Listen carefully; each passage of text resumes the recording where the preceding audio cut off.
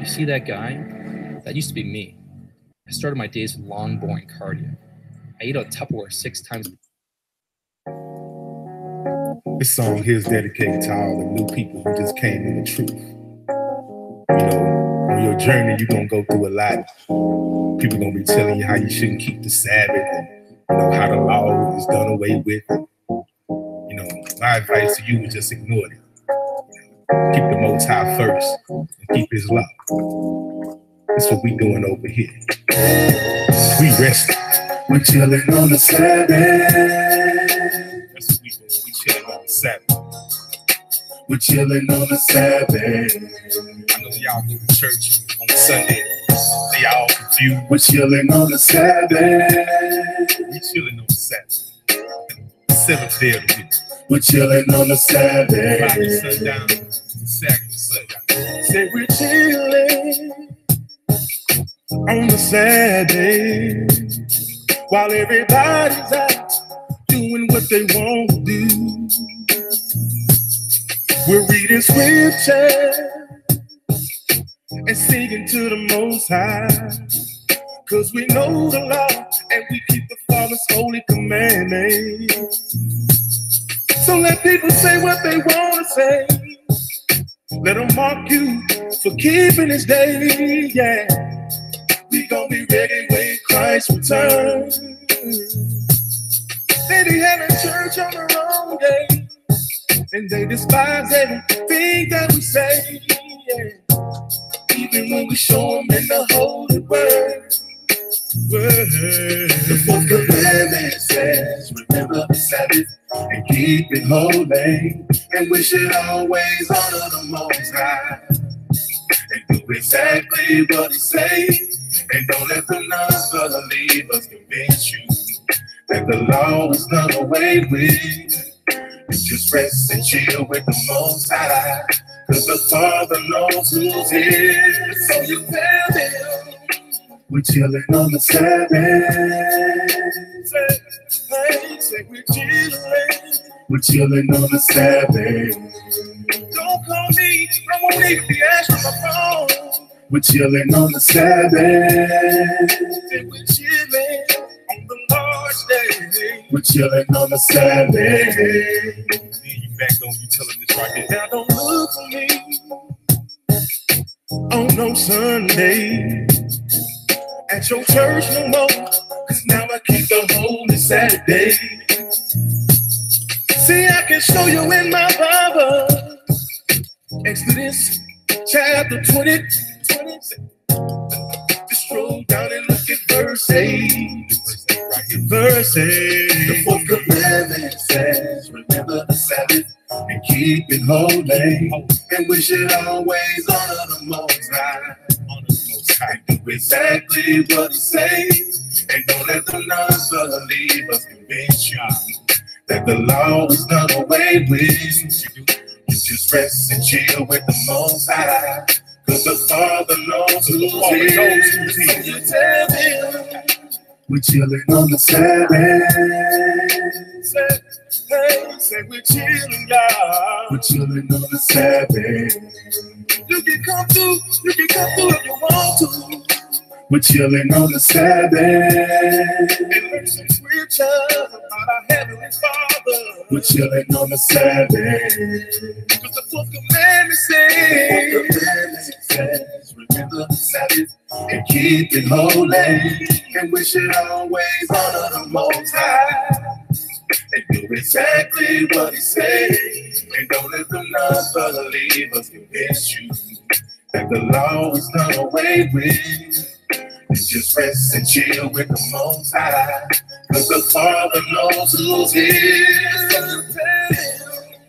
We're chilling on the Sabbath. Say we're chilling. We're chilling on the Sabbath. That's all I wanna do is just chill with my Father. We're chilling on the Sabbath. So don't ask me to even go nowhere. We're chilling on the Sabbath. We're chilling, you know what I mean? Yeah. That's all we gon' be doing. Praising the Most High. So if they come at you wrong, you show them in the So you scripture. tell them Sabbath. If you come through, tell them to come through. And we say scriptures about our Heavenly Father. About our Heavenly Father. That He blessing us. Grace. Yes, man. Ahaya Bahashim Yeshaya Barakatah. That's how we do it when we keep in the Sabbath. That's how we do it. That's how we do it when we keep in the Sabbath. We just chillin'. That's how we do it when we keep in the Sabbath.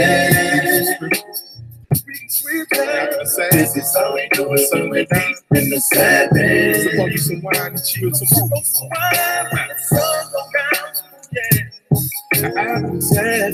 Bless y'all. Shalom.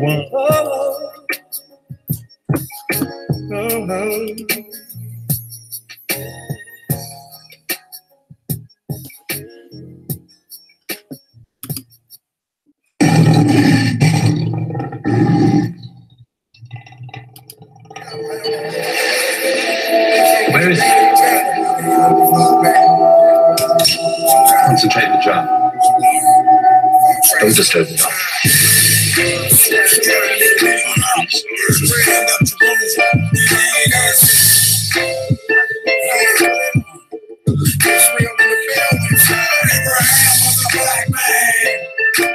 Isaac was a black man. Jacob was a black man. So tell me who is a black man? Christ was a black man. Judah was a black man. Joseph was a black man. So tell me who is a black man? Like the book of Acts, chapter 13, it's a fact. You know, Israelites were way back. Walking up Jerusalem, the banging in Masada. Now I know my history, whoever on the wall, we can solve. Early ain't involved with those scriptures, physical and lyrical. Man, get the picture here deeper. To listen to what's coming through the speakers. The Judites I died for a slap up your preacher. And it's real like that. What how you feel about that? Down with Christ, you begging for the faith, get your mind straight. And seek His face instead of boots in the crime rate. Prophecy and warfare, consider it my mind state. Like the book of Job, 30 and 30. Two Jews live in the ghetto and act dirty, you ain't heard it. Enough since the pray to him early. Most people think he white, but most people ain't heard it. Abraham was a black man. Isaac was a black man. Jacob was a black man. So tell me who is a black man? Christ was a black man. Judah was a black man. Joseph was a black man. So tell me who is a black man? Stick for a law and matches and cotton. Royalty in Israel about to get shit poppin'. I blame the pro-white stopping the doctor. I ride with the God of Abraham, and it ain't no stopping a black man with the faith that make the earth shake. Satan slept with Eve, she was the first to birth hate. Now we been deceived by the snake and take not here. We were kicked out of Jerusalem, now look where we live. In America, that's Babylon, prepared for slaughter. I'm an enemy of the state fighting the new world order. The mouthpiece for the elders and youth and have-nots. Young males, daughters of Israel don't have pops. I'ma lay it down to the black one to the ground. And the Holy Spirit, that's what got you wrapped up in the sound. I was cat-made, living rats and cat skin. Why they hate all of the nations came from a black man? Abraham was a black man. Isaac was a black man. Jacob was a black man. So tell me who is a black man?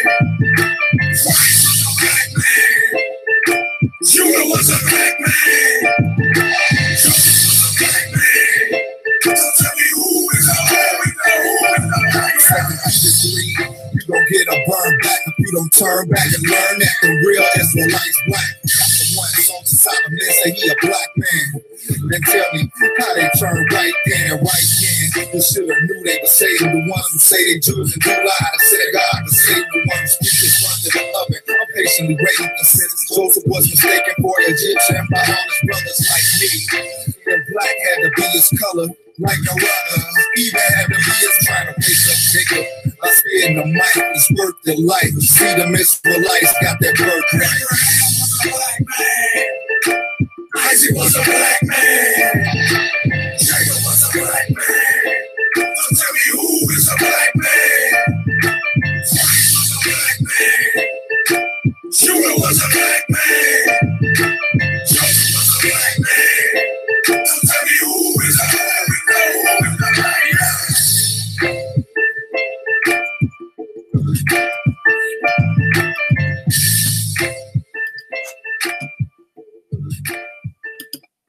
All right, family. It's good to see everybody here. I tried to go down the list to get everybody. It's a lot of you here, and I'm glad to see you. Well, for me, my Shabbat is over. Now, I know many of you are in different parts of the country, so you may still be in your Shabbat. The sun is actually completely down here in New Jersey. So, I mean, I had to end it just before I started. But I hope you are all doing well out here. It's good to see you. We have quite a few things to go over. One of the things that I want to let you know is I have a new app that will be available next week. So I will do a video about that as soon as it's ready and let you know. And that way you can put it on your iPhone or your Android. Even if you have a Microsoft Windows phone, you'll be able to use it on that as well. So I'm really excited about that. It's something that I've been working on for a while because I know many of you have been asking about me doing an app, and I finally got it done. So just be on the lookout for my video next week, and I will give you the links on how you can download it. So really excited. And we're going to cover a few topics. I'm still trying to say shalom to each and every one of you. We're going to cover a few topics that are going on at this time. And one of them is YouTube. So I'm going to go ahead and share my screen so you can see this video that came out by Guru this morning. And I listened to it and I said, you know what? I'm going to play this on my live stream. Now, we know how YouTube is always focusing on Black channels. But in the meantime, they were supposed to clear up this problem with their advertising on white supremacist channels. Well, it's still going on. And I want to thank this brother Guru for doing this video this morning and bringing this to light. So I'm going to go ahead and play his video. And if you are not a subscriber of his, please get over to his channel and subscribe. I will leave the link. You know what? Let me put the link to this video in the chat. That way you can go right over, to his channel. Let's see. You can go right over to his channel and join. There we go. But let me go ahead and play his video. Here we go. Greetings and welcome to another edition of Black Talk Radio, where Black media matters and Black lives definitely matter. Today is Friday, April 20th, 2018. For those of you who know the actual date, that is 4/20. Today is our day. Well, today's discussion is about YouTube. That's right, YouTube ads for hundreds of brands that are still running on extremist and white nationalist channels. Now, Black YouTubers, we've been saying this far too long. We've been making this claim that YouTube really targets Black channels. Why is that? We seem to be the focus of everyone's target. Black people. That's just how much power we have. They're always watching us, they're always listening to us, and they're always trolling our channels. We know this, but YouTube in and of itself as a business model, their platform, well, they've been targeting our channels while allowing the extremist and white nationalist channels to thrive with ads on their channels. So let's get into this story.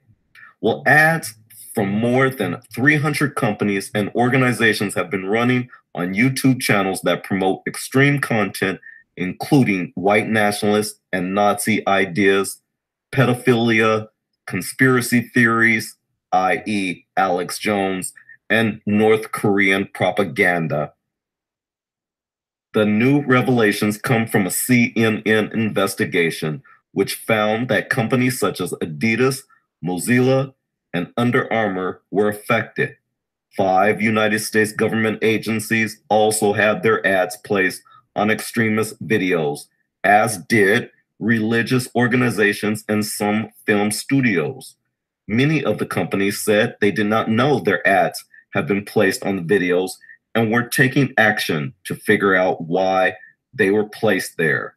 When companies advertise with YouTube, they can forget their ads.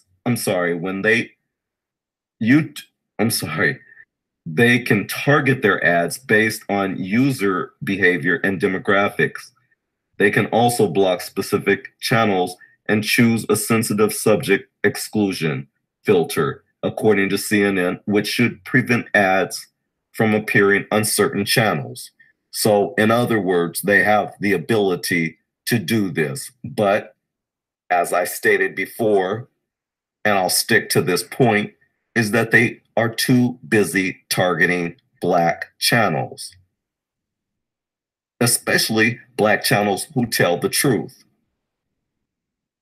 Now, I know there's some white YouTubers out there who will argue against this point and say, no, my channel gets targeted too. We know that. But by and at large, and on a larger scale, Black YouTube channels are targeted far greater. That's the point.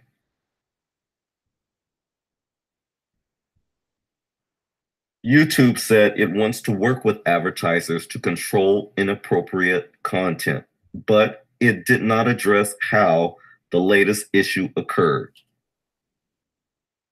Well, this isn't the first time companies have found their ads placed on extremist content. Last year, hundreds of companies cut back on their YouTube ad buys after they learned their advertisements were being placed on controversial content. But after that incident and others like it, advertisers returned to the platform. Of course, because that's what they do. YouTube's massive user base and the billion hours of video watched each day makes it a crucial platform for advertisers. And this is primarily why Black YouTubers have stuck with YouTube as well, because it is a large platform. Anyways, this time, companies such as Under Armour are again saying they will pause advertising on YouTube until they can determine what happened. Quote, we have strong values-led guidelines in place and are working with YouTube to understand how this could have slipped through their guardrails, a spokesperson for Under Armour told CNN. We take these matters very seriously and are working to rectify this immediately. So Under Armour is definitely not liking their ads placed on just any of these channels. Anyways, YouTube has taken other steps this year to address the issue of extremist content on its site. In January, it changed the rules to restrict which video makers could earn money from ads and said it would have people remove all of its most popular videos. Well, again, I'll state this for last time, maybe. YouTube has targeted mostly Black YouTubers. This is how white supremacy works. It targets its Black base. We seem to be the threat to paranoid white culture. And we have to ask itself, why are you so paranoid? What is it that you've done? Is there something that you need to say? But I digress. And they say that the system appears to be working in strange ways. One screenshot shows a video by a self-avowed Nazi entitled David Duke on Harvey Weinstein Exposing Jewish Domination, Black, White, Genetic Differences. Below it, a YouTube warning states that, quote, certain features have been disabled for this video, unquote, including comments and sharing because of content that may be inappropriate or offensive to some audiences. A cheerful ad from Nissan is running ahead of this enlightening piece of media, and CNN notes that ads also ran on it coming from the Friends of Zion Museum and the Jewish National Fund. Ads from the Toy Association ran on the channel of a guy who argued for the decriminalization of pedophilia. Now, can you hear this crap?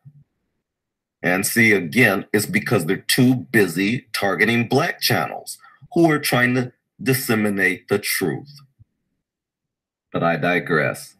It says, I can't really add anything to this. It's so absurd, I can barely believe it myself. Remember this after the company supposedly spent a year, at the very least, working to prevent this exact thing from happening. I left the headline in the present tense because I'm so certain that it's still going on. The responsibility really is YouTube's, and if it can't live up to its own promises, companies are going to leave it behind rather than face viral videos of their logo smoothly fading into a swastika on the wall of some sad basement dwelling creature, or bigot rather. Subway, eat fresh, and now some guy's thoughts on genocide. Oh man, this is just too funny. Okay, so some of the other brands that had ads ran against offensive content was Amazon, Adidas, Cisco, Hilton, Hershey, LinkedIn, Mozilla, Netflix, Nordstrom, The Washington Post, The New York Times, 20th Century Fox Film, Under Armour, the Center for Disease Control, the Department of Transportation, Customs and Border Protection, Veterans Affairs, and the United States Academy. Well, YouTube was asked for a comment on how this happened, or rather, how it never stopped happening. And well, you know the drill. Nothing said yet. Well, anyways, thanks a lot for listening to this story, and thank you for joining Black Talk Radio, where Black media matters. And join us again on another video. This is Guru. Peace out. All right. Thank you, Guru. All right. I wanted you to see that video because YouTube has never stopped showing ads on white supremacist sites. But what do? All day long, they're focusing on us. They're paying attention to everything that we do, everything we say, trying to flag our videos and keep us from expressing ourselves. But look at what's happening. I think they need to come to the realization that the filters that they have in place simply don't work. They don't work. That's why their ads keep showing up on white supremacist sites, because it doesn't work. But in the meantime, they're not looking at them. They're looking at us. So there you have it. That article is actually very recent. It just came out on the 20th. So that's not, some old throwback article. That's a pretty recent one.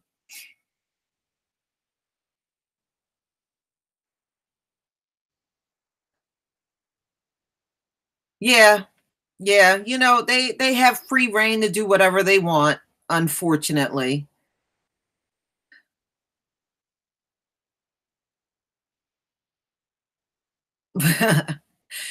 You know, I'm not surprised. I'm not surprised, y'all.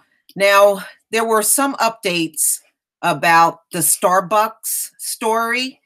Well, there's a new one that came out about LA Fitness, and this is in New Jersey where I am, which I'm not surprised.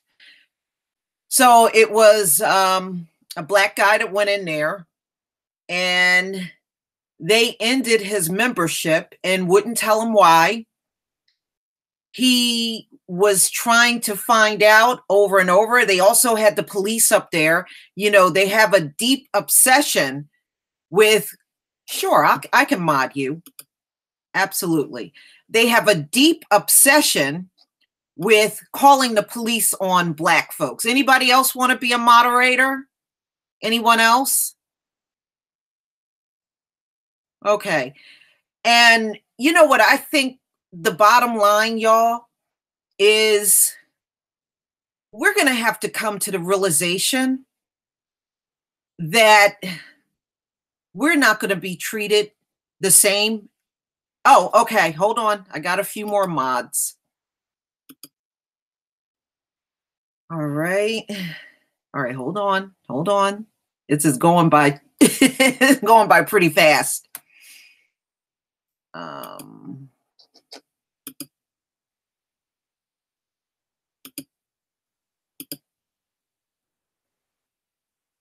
Kathy.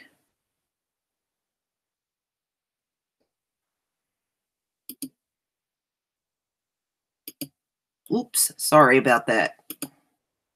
Add. Okay. What do you have to? No, all you do, Sylvia, is just boot out the trolls, you know, or, you know, you can flag any inappropriate conversation. You can block people, you know, and once you do that, especially if they're a troll, they can't come back and troll anymore. All I can tell you is YouTube, and you know, all of these businesses, just in general, you know, I'm trying to get back on my train of thought. Hi, Bonbon. The only thing I can say is this is just proof, y'all, that just out in the general public, in business, we don't get treated right. These people have been sneaking all along and treating everybody one way and treating us a whole different way. Believe me, it's not just limited to Starbucks and LA Fitness. This is a culture in America. It's a culture, and it's something that has gone on for a long time around here. And we just got to come to the realization that we are not going to be treated the same out in public. They're going to always treat us differently from everyone else. These are just the two businesses that have come to light, but you can best believe there are definitely more. Okay, there's definitely more.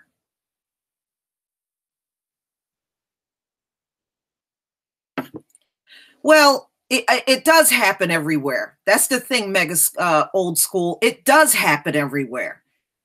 It does happen everywhere. And we're just, they have been so covert with it that we don't even realize that it's happening. But it is happening. And, you know, it's sad because I think many of us don't realize it. We think that we're being treated okay out here, and we're really not. And I think this is what it's showing us. And Phil from the Advise Show did a video on Heather Heyer, the Starbucks manager. She has a history of being a white supremacist. So it's not surprising that everything kind of blew up in her face. I'm not really convinced that she was fired. I would not be surprised if they just moved her to another Starbucks. I mean, this is how these folks operate.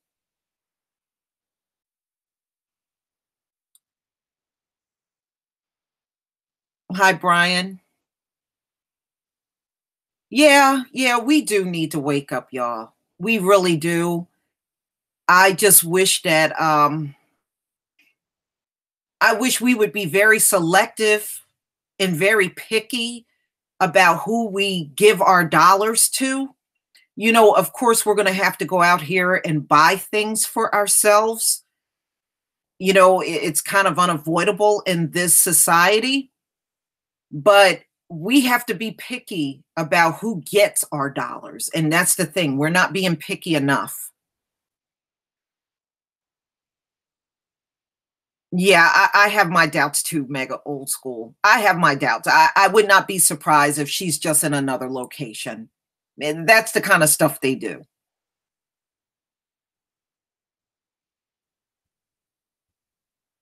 Okay, Ferguson Factor. I see what you wrote. You filed a complaint with the Human Rights Commission on the same day it happened. Okay.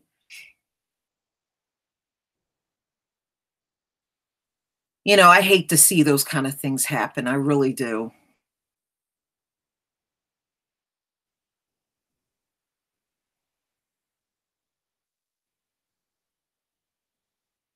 Yeah.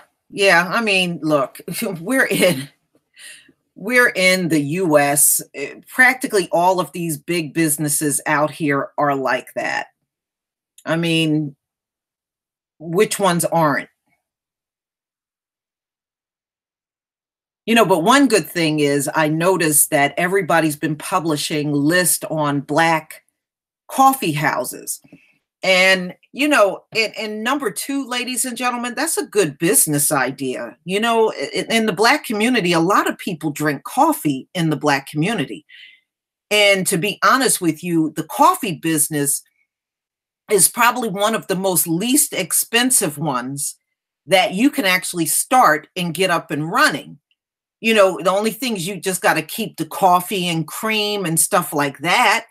And if you want to offer, you know, like cookies and some snacks to go along with the coffee that you sell, a lot. That's why there are so many Black coffee businesses, because they're really not that expensive to start up.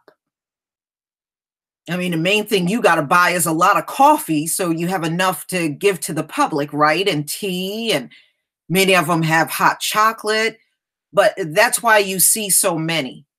And that is the one area that our people have a lot of businesses in, believe it or not. You know, and they're easy to maintain.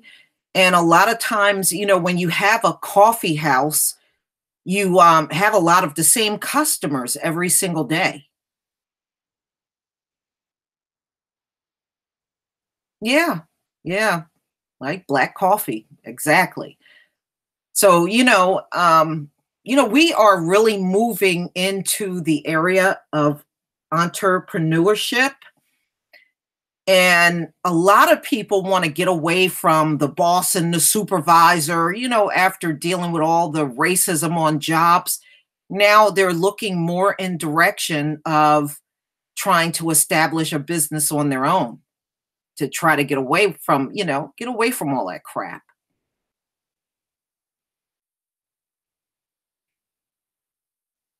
Yeah, Magic Johnson is really not involved with Starbucks anymore.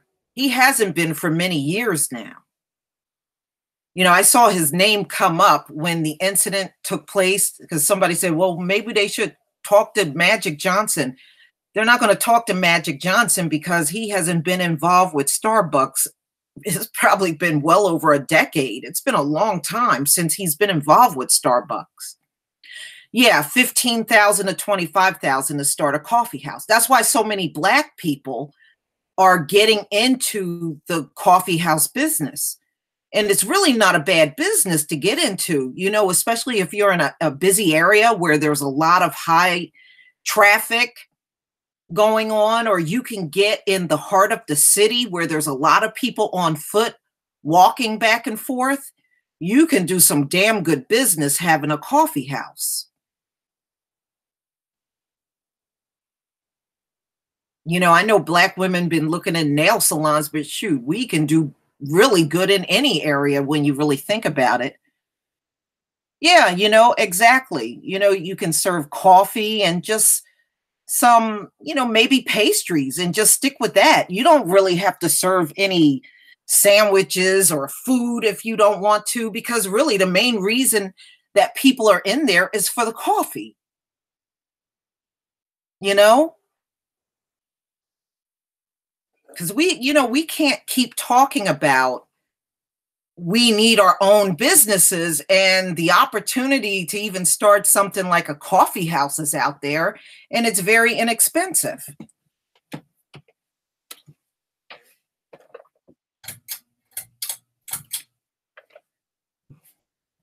And not only that, even if you don't have the money, you should think about trying to raise the money. You know, do a crowd fund and see if you can raise enough money to start your own coffee house. You know, and try to, you know, the only thing, probably the toughest thing is going to be finding a location and just getting started. See, there you go. Mike Lewis is starting a coffee shop in Florida. See? Yeah, you have some Wi-Fi. Or you can try to get near a college, because college students, they love hanging out in coffee shops. Yeah, Jamal Bey, it's a good business. Like around me, there are several Black Black-owned coffee shops. You know, like I said, it takes only $15,000 to $25,000 to start it. You just need the coffee makers. You need to get, you know, of course, you got to be stocked with coffee, creamer, sugar, you know, all that stuff. But see, when you buy coffee in bulk, it's really not that expensive.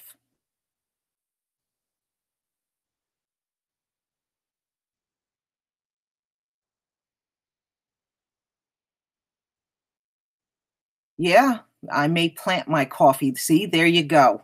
There's always room for creativity. That's right, Jamal Bey. Always room for creativity.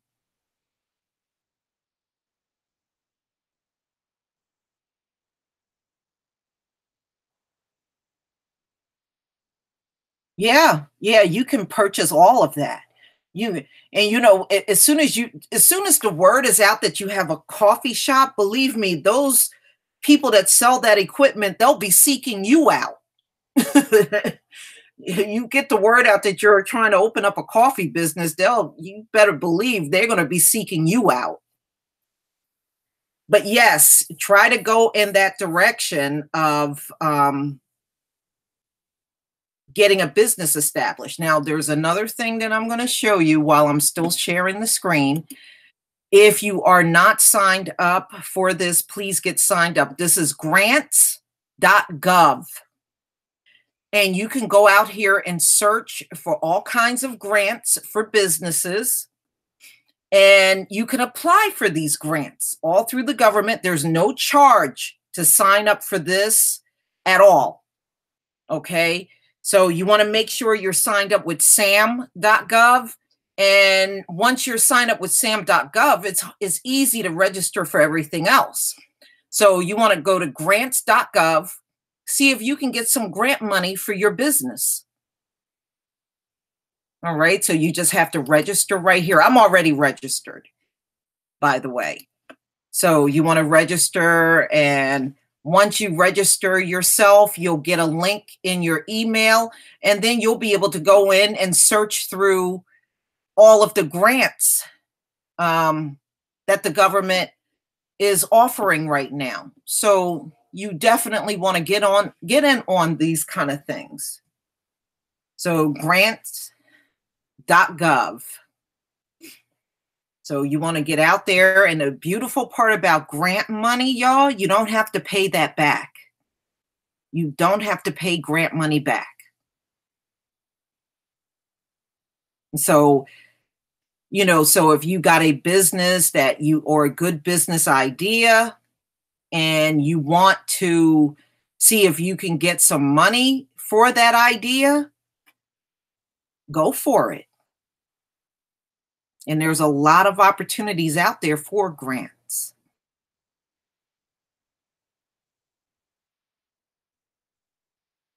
So make sure you go out there, research it, and then start applying for those grants.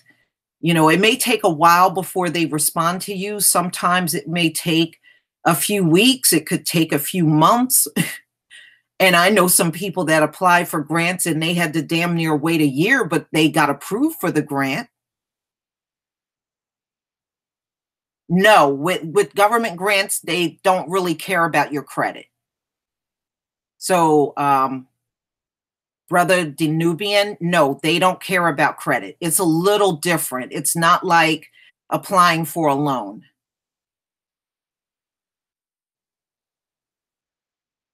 Yes, you got to have a business idea, and you have to know what kind of budget you're looking for.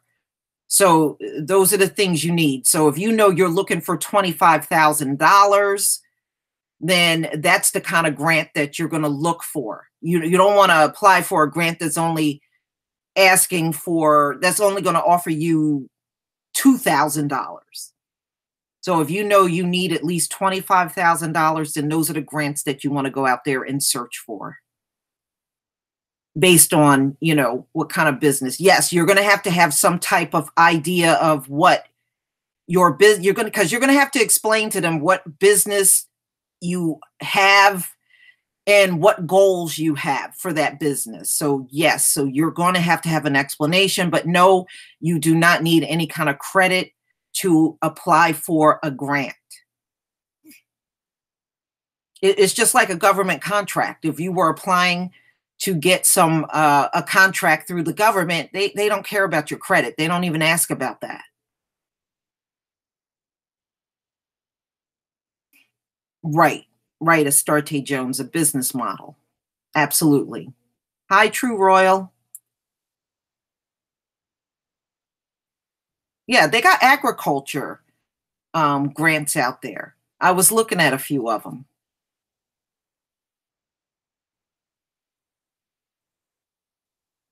Well, yeah, when you submit it, you do have to say what you want the grant for. So yeah, you're going to have to, to some degree, Sylvia, you're going to have to explain, you know, what the business is and what the money is going to be for and what your business goals are. And of course, you're going to have to ask for a budgeted amount. So if they say, oh, well, we fund $87 million a year, you have to give them a figure on what you're looking for your business.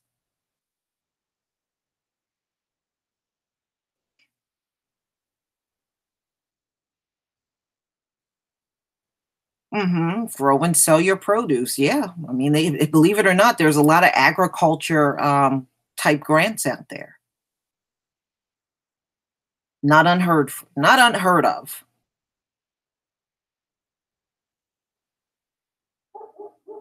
But, you know, I was really astonished. I was kind of glad all that stuff happened with Starbucks, because it really brought to light how many Black people out here do have businesses in the coffee industry. So that really did bring that to light. You know, we didn't see that before. You know, that's the kind of stuff we need to see. We need to see all across this country.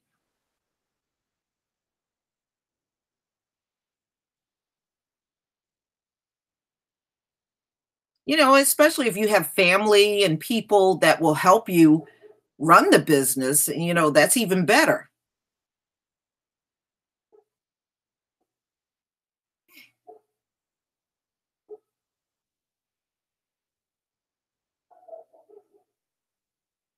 Yeah.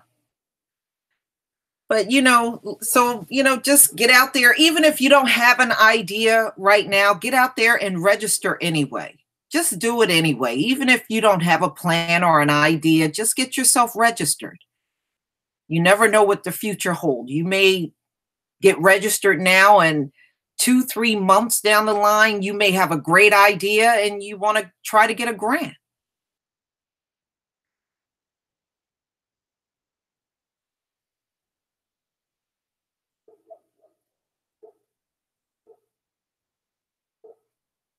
Yeah, see, there you go, Mike Lewis. His family's going to help him run his coffee shop. See, there you go. That's exactly what you need.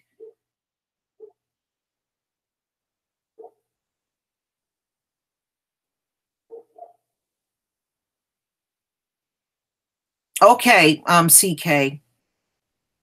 So that's at Starte Jones.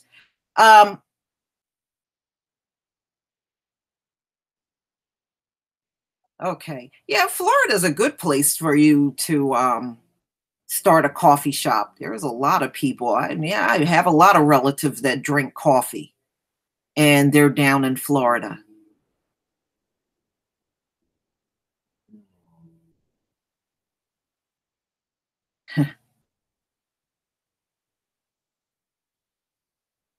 Yeah, see, a lot of great ideas out here.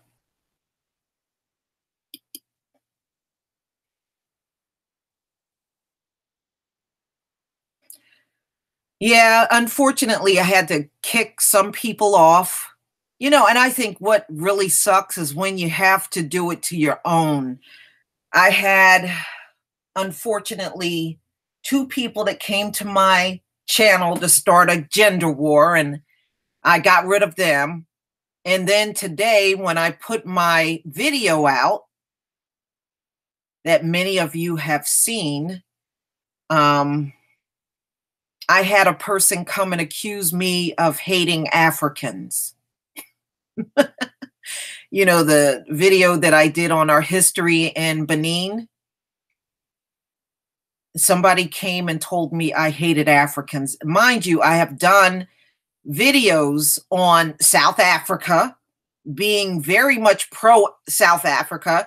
I did the entire Winnie Mandela funeral, but I hate Africans. You know what it is? They are trying to paint all Hebrews with the same brush that they use for those guys out on the street.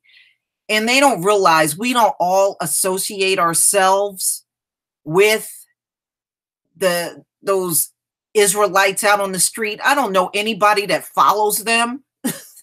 I don't know any. Do y'all know people that follow these guys on the streets? I don't know any. Y'all, so I guess they think that I guess they think they speak for all of us, and they seriously don't. We don't act like those guys on the street. I don't know. But yeah, I put my video up and some guy wrote 2 long paragraphs explaining to me why I hate Africans. And I'm looking through the video trying to see where I said I hate Africans, because I sure as hell don't see that. The Africans, ladies and gentlemen, I know there are a different tribe, but those are our cousins. The Africans are our cousins.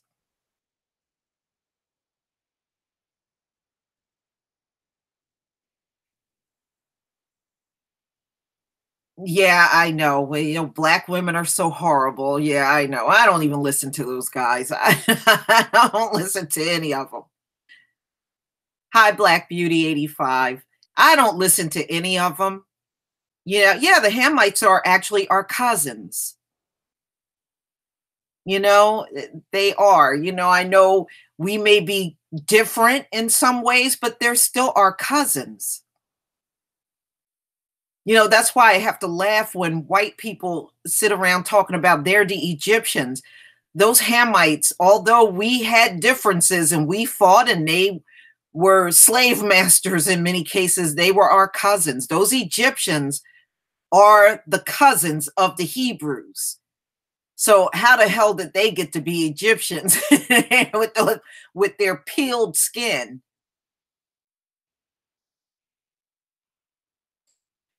But, you have to chalk it up to we're going to be very different. We are going to have differences. And remember, we are at the time of the wheat and the tares.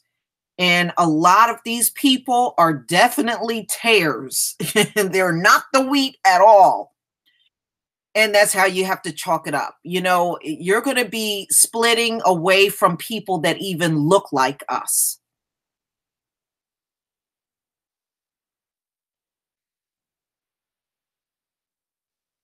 Yeah, I heard about that KD-84. They did reject, and I'm glad they did. I don't want to see no U.S. military bases in Ghana. I don't want to see that. I don't want to see that.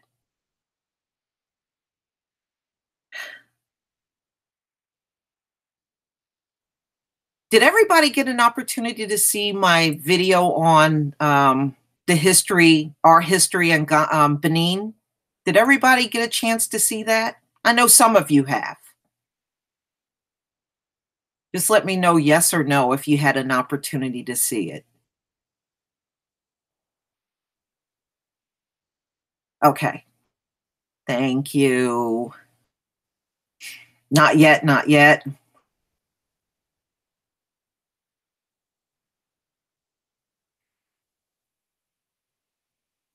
Okay, it's like a combination of yes and no. Okay.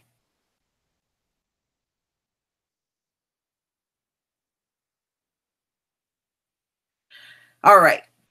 Now, one thing I wanted to bring out about that video, you know, I might play it since so many of you are saying no.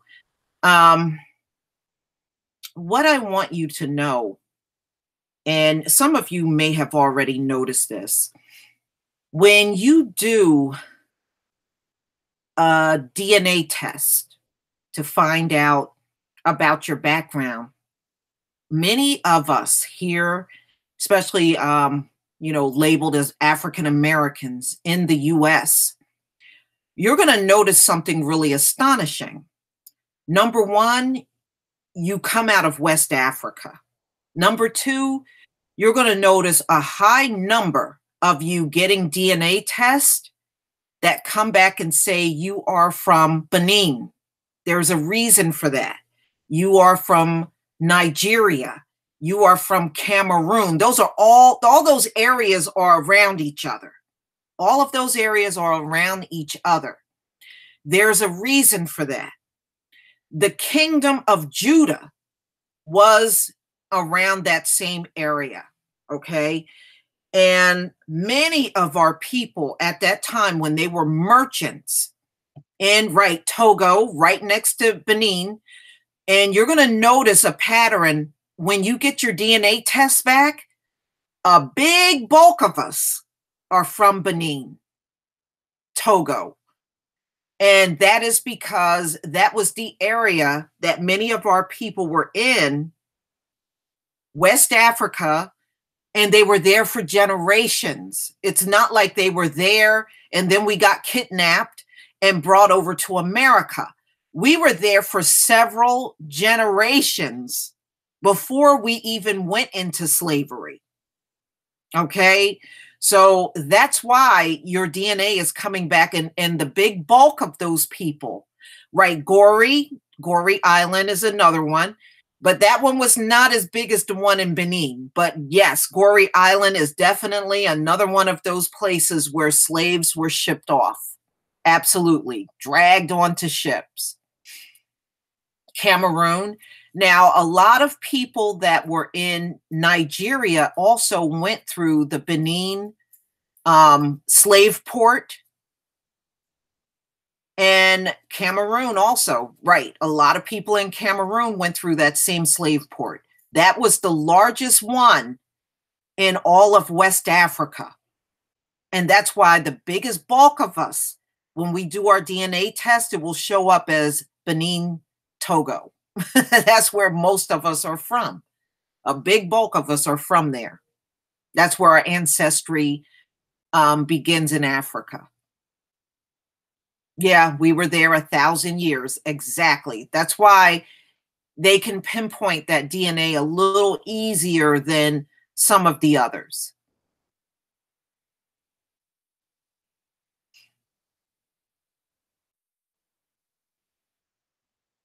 Yeah, yeah. So, you know, we have quite a history there. So what I would advise some of you to do, you know, I'm trying to put the information out there just to show you that we very much have a big footprint in Benin. And Benin is also one of those places in West Africa that has offered us land if we came back, you know, trying to get us to go back, you know.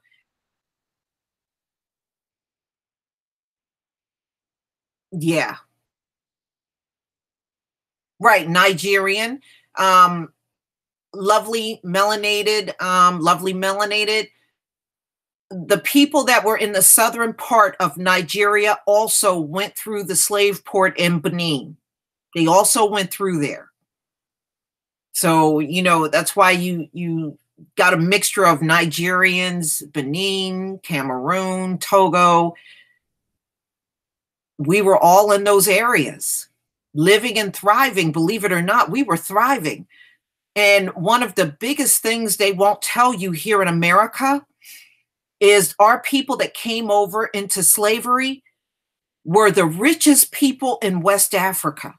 We didn't come from no poor stock, y'all. We came from some really very wealthy people. Not only were they selling as merchants in Africa, they were literally trading their goods all around the world. That's what our ancestors were doing. They were the economy of West Africa back then. You know, there's a reason why our spirits could carry off a Black Wall Street. You know, we already got that DNA imprinted in us from our ancestors being the wealthiest in West Africa. You ever thought about that? That is the spirit on our people. It's already built into us.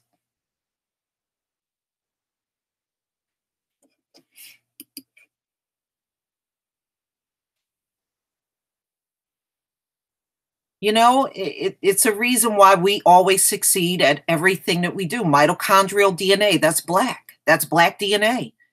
We're the only ones that carry that mitochondrial DNA.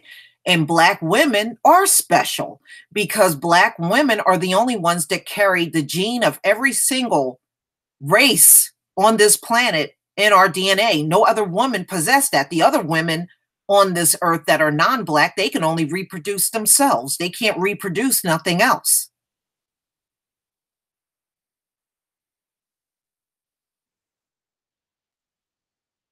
So, yeah, you know, and I did another video on the rail line that's being built across Africa from west to east. And I noticed some people did not like that. Let me just run something past you, ladies and gentlemen. In these last days, especially when war breaks out, okay, when we have to get to the point where we must flee, did it ever dawn on you that maybe the Most High is making China put this in place for us? If we ever have to go back to Africa, we will have a rail line to travel on. You know, remember, he's going to have these heathen do things that's going to help us, but they won't realize that it's helping us. If we have to go to Africa and travel across Africa, who is best suited to put that rail line in than China? Come on, the African people can't do it. They don't have that kind of money. We have that. You know, those heathen nations right now got all of the money.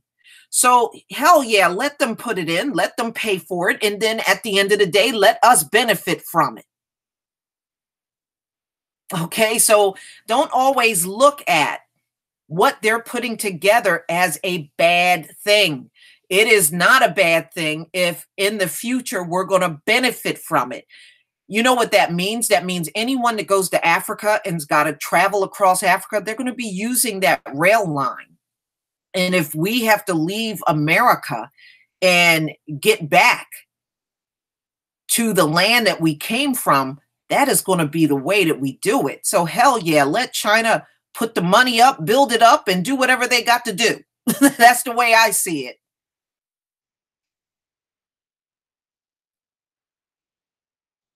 Let the heathens do it.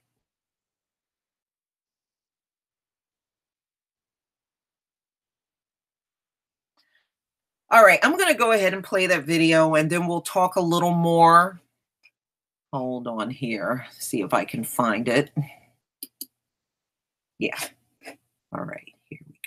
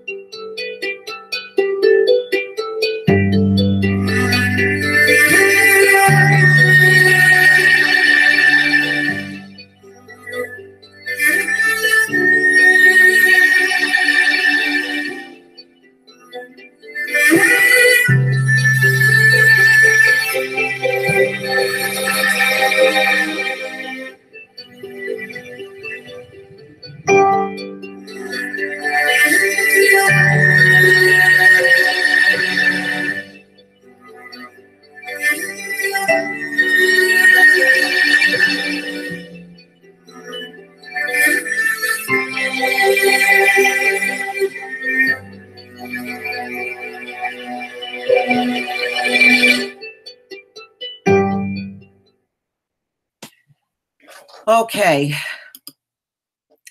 Now, over the past few days, there have been people asking me about the curses. So let's talk about that. Thank you very much, y'all. I'm so glad you enjoyed it. It's not, I'm not trying to give myself a pat on the back. I really am humble, and I feel I'm humble about doing anything that's going to open the eyes of my people. I really am. Now let's go over the curses. Thank you. The Holy Tongue. Thank you. Let's go over the curses, because this has come up numerous times, and I think some of our people don't fully understand what happened and led up to us going into slavery. What you don't realize is the Most High gave our ancestors multiple times to stop all of the sinning they were doing, and they did not do it. He did not just go immediately to this decision to punish us. It was something that built up over a long period of time. What you don't understand is the things that our people did was heinous. It was heinous. And what do I mean by that? Our people, our ancestors were very much into idolatry, and they were very much into paganism. Okay? So they were no longer worshiping the Most High. They had started turning to other gods. Our ancestors were practicing a ritual of burning up their own children. They were burning their own children as a sacrifice to their idol gods, their pagan gods. It was really sick, the kind of things that were going on. Okay? Not only were they sacrificing their kids, a lot of them were, you know, a lot of the things that you see now, ladies and gentlemen, with our people dating and marrying heathens, they started doing that. And the Most High told you, don't give your sons and daughters to these people. And our people did that.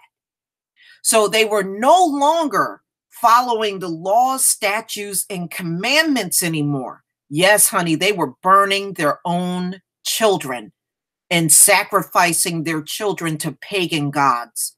It had gotten bad. And in fact, it got so bad, the tribe of Ephraim almost got kicked out of the 12 tribes altogether, because not only were they practicing paganism heavily, they were actually being foul to the Most High. They were cursing the Most High. He almost got rid of Ephraim. He almost got rid of them completely. But he decided to give them another chance. Yeah, Molech, you got that right, Paulette. Molech, Baal, you know, those were the gods they were sacrificing. Can you imagine him sitting in the heavens and watching his people do this stuff? But that was the kind of stuff our people were doing. So it was really bad. So he didn't come to this decision right away. Now, and many of you probably already know that have been reading the Bible, Dan, the tribe of Dan, did get kicked out. He kicked them out altogether for all the paganism and stuff they were doing. So it was bad. That led up to what we're sitting in this captivity paying for that price right now. Now, some of you may think, well, that's not right. Why do I have to pay for it? Because, see, the curses are generational. It's not like it goes on. You can't put the curses on our ancestors because they're dead. But we're here. Our asses are here. So, yes, we have to, because those curses are generational, yeah, we have to suffer through them, at least for now, until this is all over. But think of it this way. We're the apple of his eye. And you saw what he did to us when he punished us. Can you just imagine what Esau's punishment is going to be? It's going to be far worse, because he don't even give a damn about them. But I'm just saying, we're his people. We're the ones he loves. And you see what he did to us. Man, I don't even want to see what happens to Esau, because that shit going to be horrific. They get double. Can you imagine someone getting double the dose of what we're getting now? That's what they're going to get. They're getting double of what we get now. Man, those people are going to be trying to commit suicide in advance. That's what they're going to be doing. But they get double. In fact, double the time. We got 500 years of slavery. They get 1,000 years. And the reason why they get 1,000 years, ladies and gentlemen, is because they won't repent. They won't repent. And because they won't repent and acknowledge what they have done wrong to us, they get double.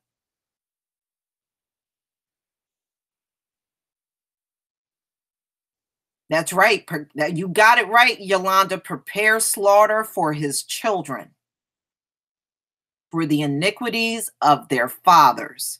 So they got to pay for what their forefathers have done. They got to pay for it, whether they like it or not. Judgment is always on the generations that follow. So they're not going to get out of anything.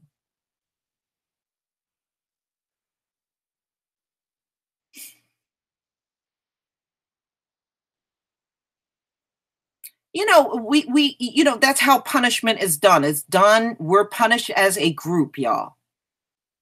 We're punished as a group. There's no individualism here. You know, all that individualism crap comes out of slavery, but you are punished as a group.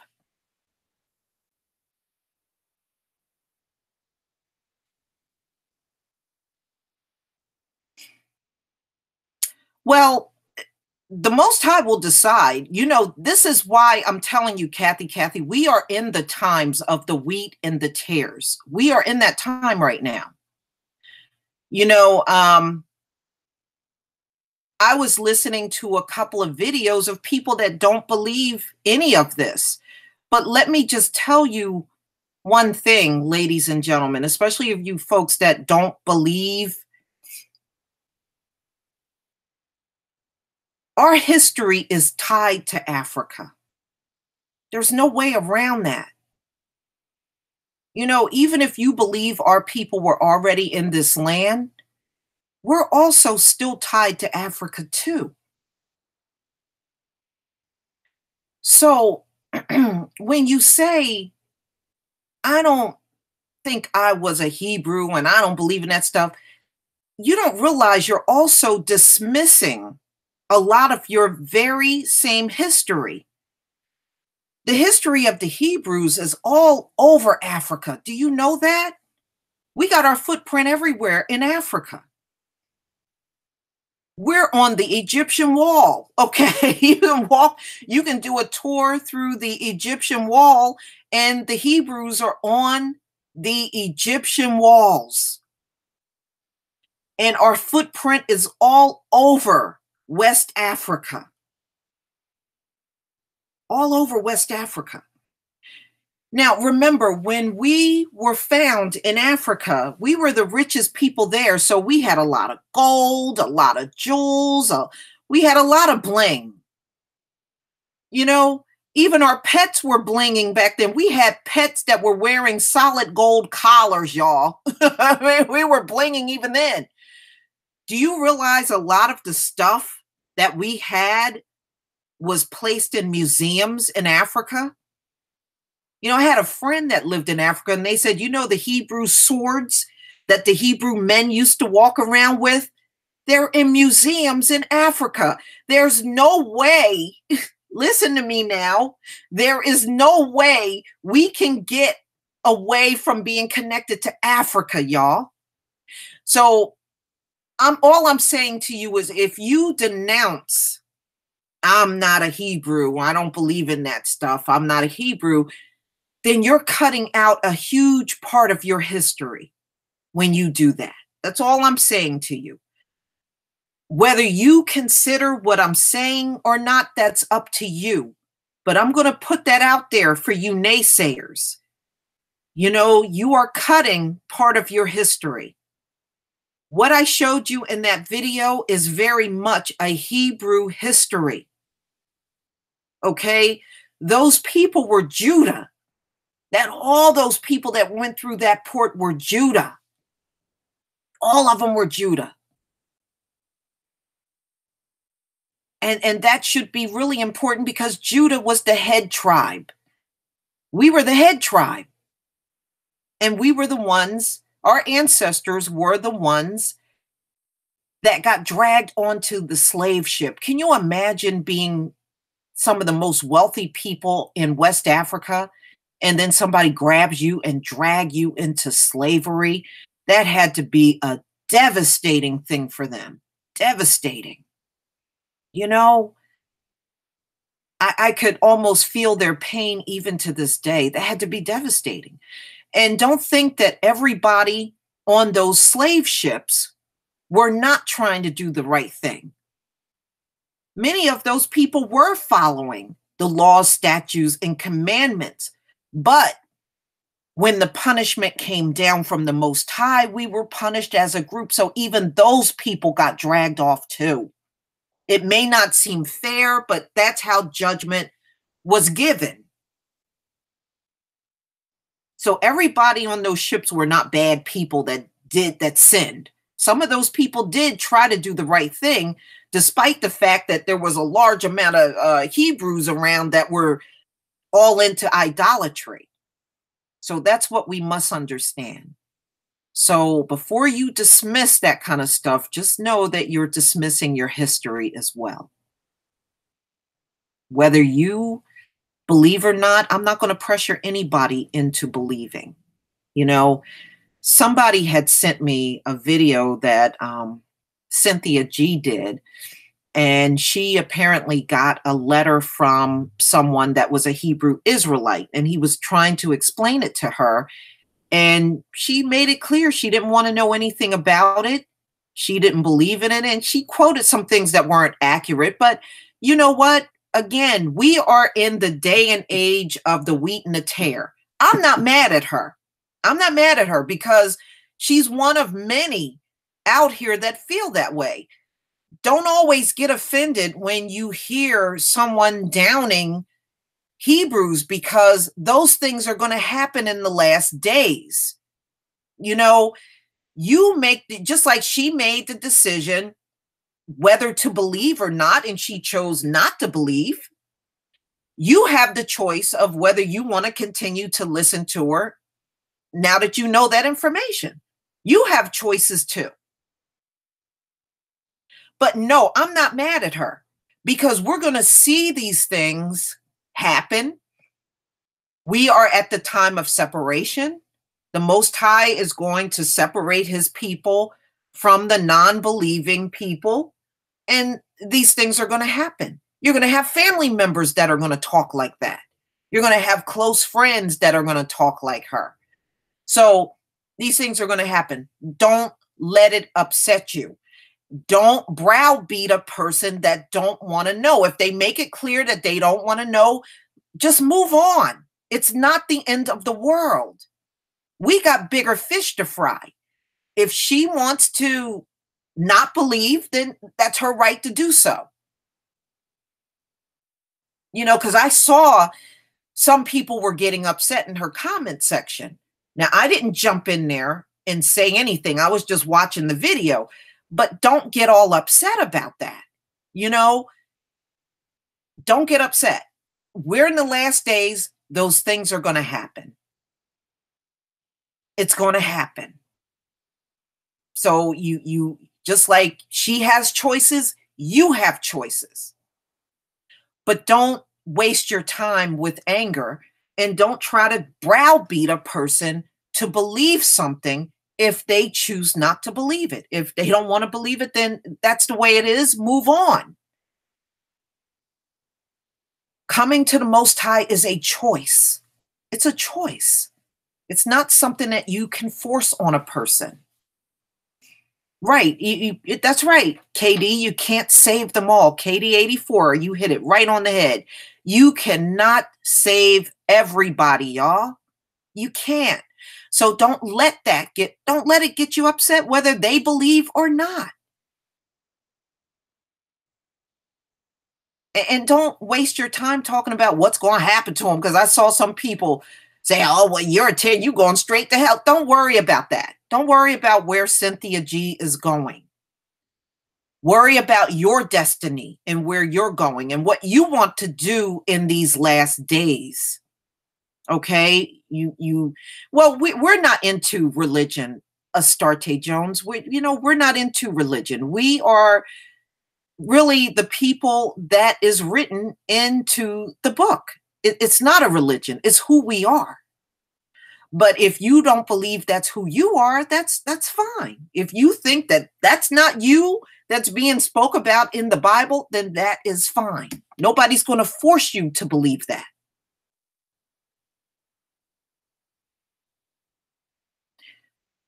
So, I don't want everybody to spend their time hating on somebody just because they don't believe. It is a choice. The Most High gives us all a choice. Yeah, and you bring up something that I also want to talk about, Kim Jones. Every single year in Benin, I was reading, they do a ritual down by the slave port. They go out there, groups of people, and they do voodoo around the slave port in Benin every single year. They do it every single year at that slave port where all those slaves went out. But what we practice is not a religion. We practice based on who we are in the Bible. We're not gathering together and going in a church or anything like that. It's nothing like that. No blood sacrifice, but they do a ritual down there every single year. And I was reading about that a little earlier. Yeah, well, Kim Jones, that's very true. We are the image of the living God. We really are. When people hate us, they really are hating him, and they just don't really know it. When they turn around and hate us and kill us and do all that stuff, they're really hating him.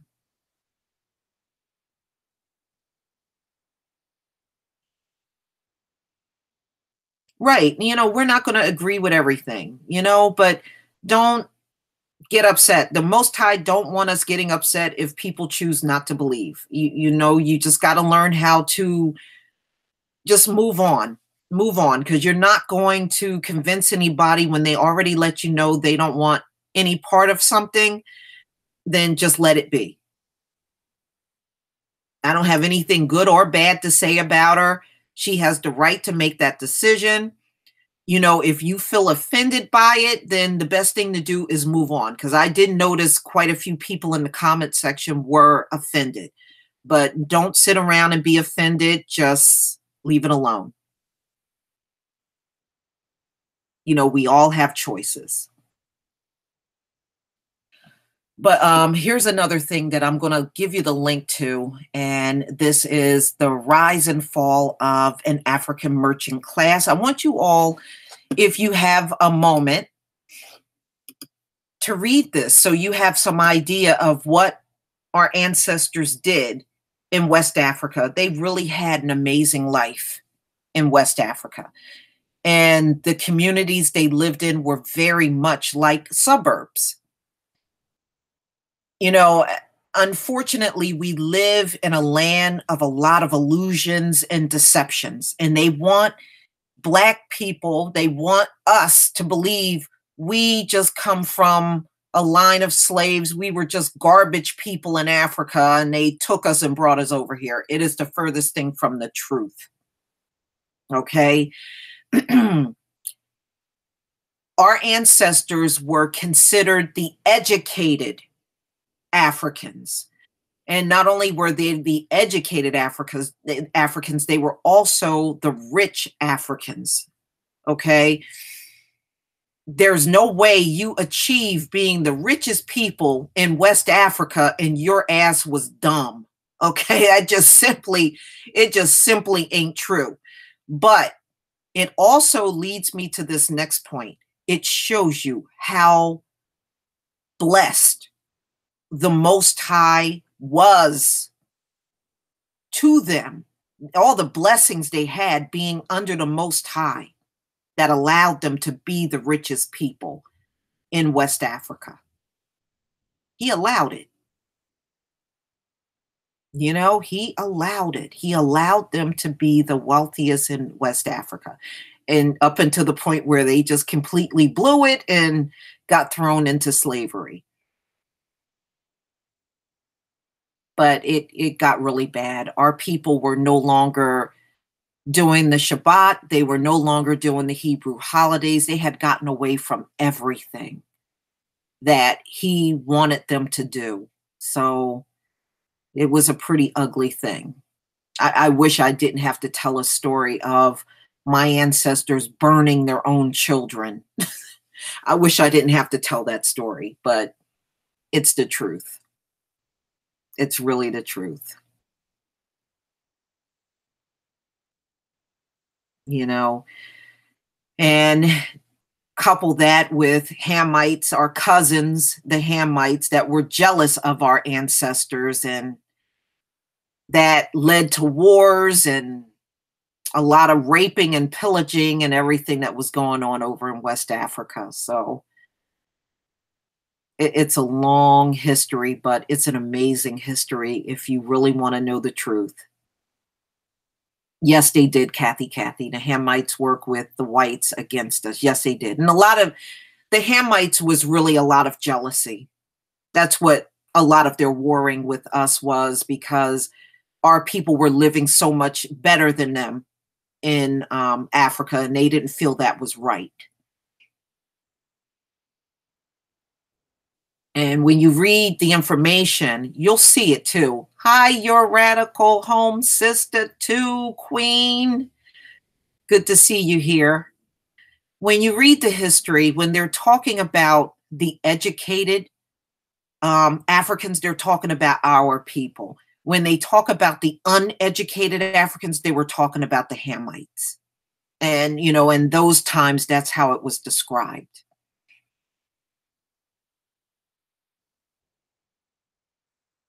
Yeah. Yes, Psalms 83. So, you know, when you get a chance, it's really not that long, and you can get out there and read some of what happened and kind of enlighten yourself that your people actually had a life other than slavery. No Detroit life, but when I get done here, I will look for your email. I'm sorry, Detroit Lives 313. I will look for your email when I'm done here.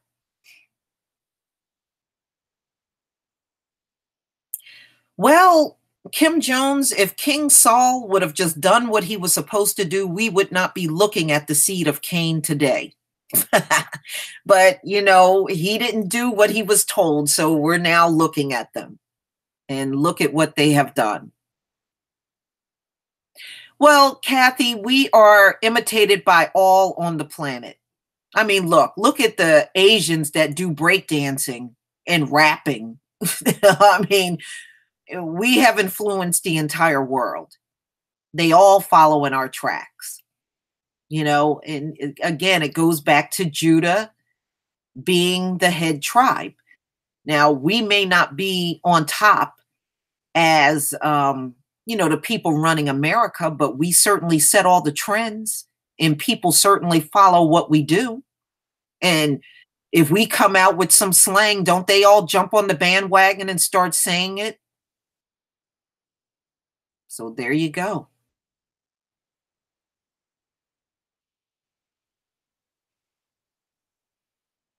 Yeah. I did a video a long time ago on my old channel on the different slave castles and holding sites of slaves in West Africa. And, you know, when I lost my channel, I lost that video. I know I can redo it and do another one. They can't start the trend, New Deep. They remember they were never given the gift of creativity. That's why they don't start any. We were given the gift of creativity. They were not. That's why they follow us. That was one of the gifts that we got, that no other heathens on this planet did get. Yeah, they break dance in China. Yeah. In fact, there's Chinese. I was online laughing because there's some Chinese guys over there in China wearing dreads. At least trying to wear them.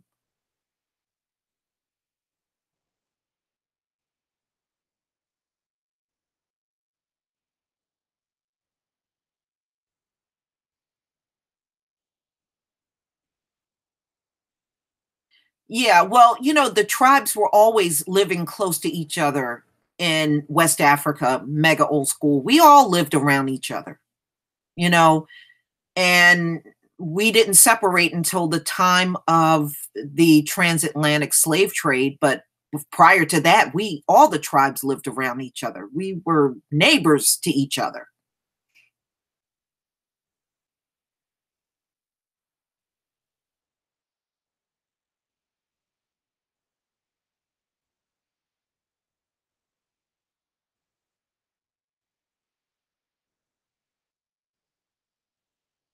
Yeah, you know, we always duplicated the handy fan width. You got that right. we we're gonna always they're gonna be duplicating us all the way to the end, unfortunately. But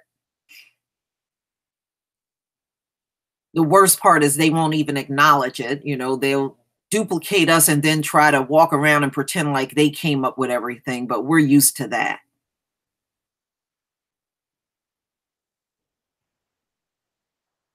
She did a version of September. You mean Earth, Wind, and Fire September? Cheryl Ruth? Is that what you're talking about?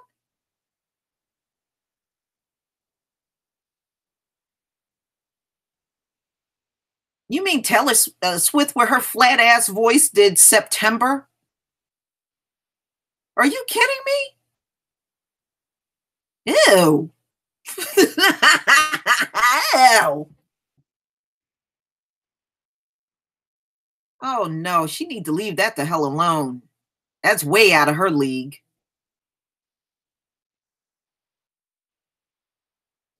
I never heard it. Maybe when I get off of here, I'll try to see if I can stomach at least a few seconds of it. No, I haven't heard it. I don't pay attention to no damn Taylor Swift. New Deep. I don't pay attention to her. Yeah, I don't pay attention to no Taylor Swift. I mean, that's not my kind of music. To me, I don't think she can sing. That's my opinion. When she sings, she sounds like she got a lot of enhancing going on with that voice. That's not a natural voice. That's a lot of buildup and enhancement in a recording studio.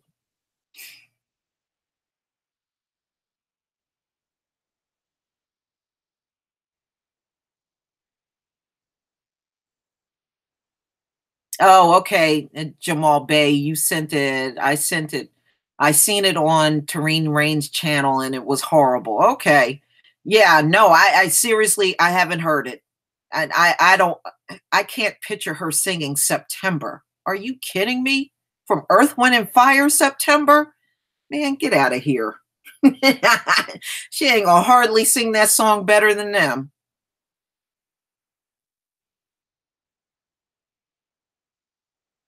Return of the Mac. Really, August Dream?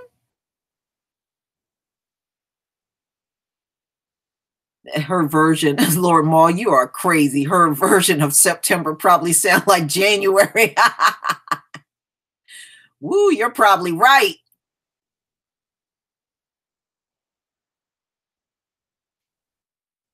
Really, I just can't picture her flat sounding voice singing September.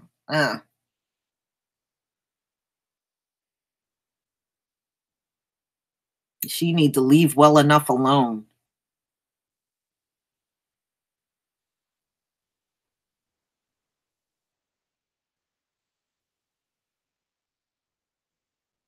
Yeah, I she's just never one of those people I listen to. I just never did.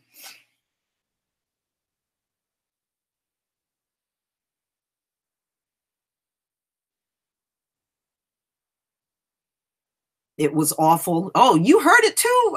Your radical home sister queen. You heard it too. Boy, I gotta get on. I'll listen to it after I'm done with this. I have seriously not heard it. We could use it. I don't really care for Taylor Swift. I really seriously don't, y'all. I think she's racist. Well, that wouldn't be shocking. Britney Spears is singing Aretha Franklin songs. Get the hell out of here. Okay, what? This must be a mad, mad world going on here. Well, you know what, y'all? I'm not really surprised. They're trying to take over hip hop. They're trying to take hip hop over.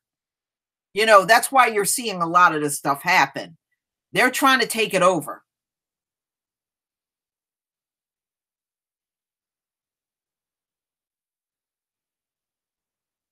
No, they're white singers are just duplicators, Maurice Carlisle. They're just duplicators. That's all. They're just duplicating everything they see us do.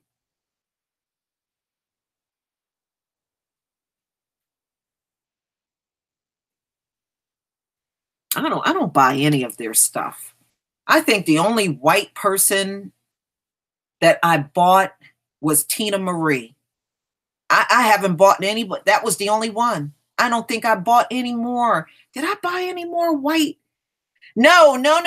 Well, my mom did. My mom had Casey and the Sunshine Band back in the day, but I can't even think of any white artist that she bought.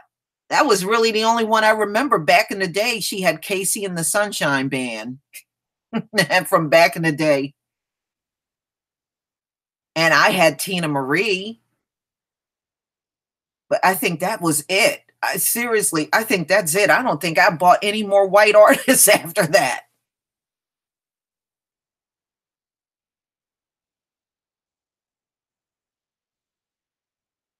Look, I'll listen to it for free, but I'm not going to go out and buy it. No, I'm not going to buy that crap. I wish I could. Can you imagine? I'm going to go out and buy Taylor Swift September.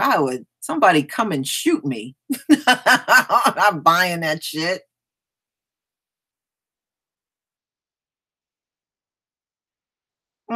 Rick James and Tina Marie, back in the day. But after that, I'm trying to think, did I buy any more white artists? I don't think so. No, I definitely didn't. I sure don't remember. I actually saw Tina Marie in person. She came to Philly, and it must have been back in like the early part of 2000. She came to Philly, and I saw her, I saw her in concert. But, a lot of the singers from back in the day, they're still singing. They're just not on a big venue anymore. Like Stephanie Mills, she still goes out on tours. So does,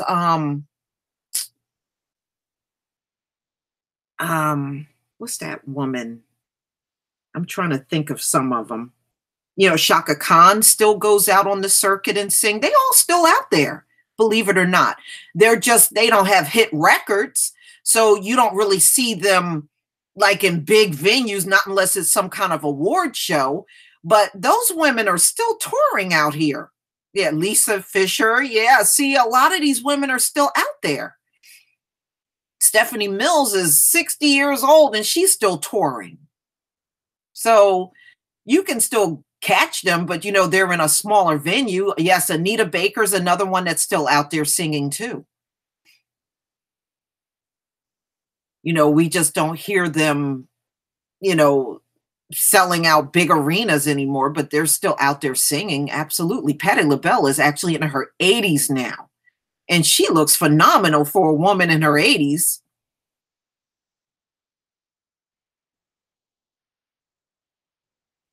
Yeah, Stephanie Mills always had. I like her voice. She has a very unique voice.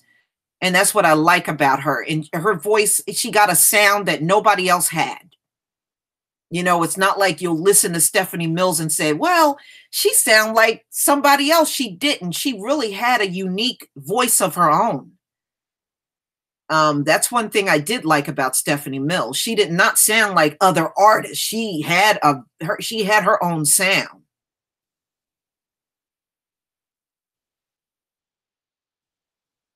Yeah, Patti LaBelle did too. I was so young. She was actually singing at the church. We all went to Beulah Baptist Church, and Patti LaBelle was in the choir. I was so little at the time when she was singing on the choir. I don't remember, but my mom told me she was blowing the church up back then. I mean, Patti was getting everybody on their feet clapping when she was in the choir singing.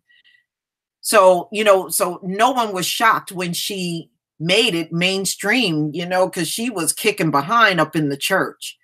That's why I have to laugh when they point to these white artists and claiming they're such great singers. And you and I know on any given Sunday, Black men and women can get up in those churches and out-sing damn near all these white people that are in the music industry. Okay. If you want to hear some good live singing, walk into a church. You'll hear some good live singing on a Sunday.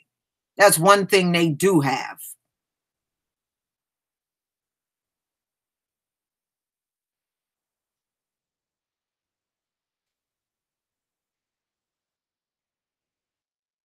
Can function. Yeah, I remember some of those old groups back in the day. Can function, the Delphonics, Ohio Players. I watched their there's a video out here. I think like one of those Where Are They Now? And they did the Ohio Players. What a phenomenal story. If you ever get a chance to watch the video on the Ohio Players, like their beginning, they started in Ohio and how they went through the industry, and unfortunately the group fell apart and there was a lot of infighting. You know how it is. It's such a shame. Yeah, the Isley Brothers, Teaneck, New Jersey. But you know what? The Isley Brothers are originally out of Ohio too. They were originally from Ohio and then they moved to New Jersey, Teaneck, New Jersey. I don't even think they're in New Jersey now. I think the Isleys are actually out in California now.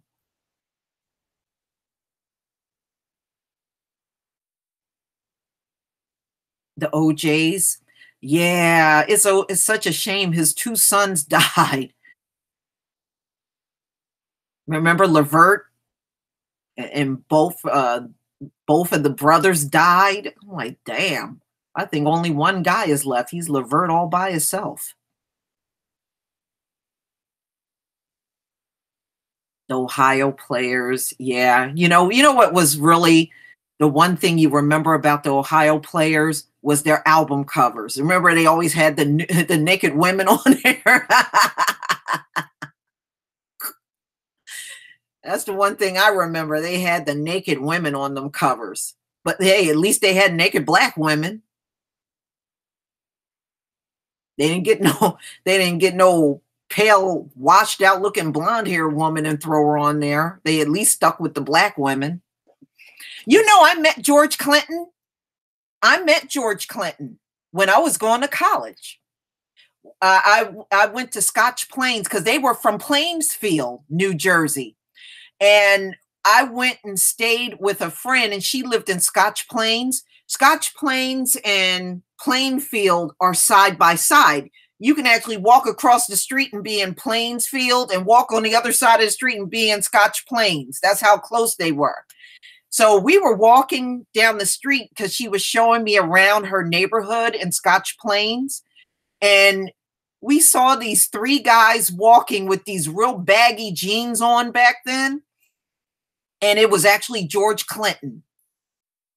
And he stopped and talked to us, and we actually talked to him. He was like, "Where are y'all going?" He was like, my friend was like, "I'm just showing her around. This is my friend.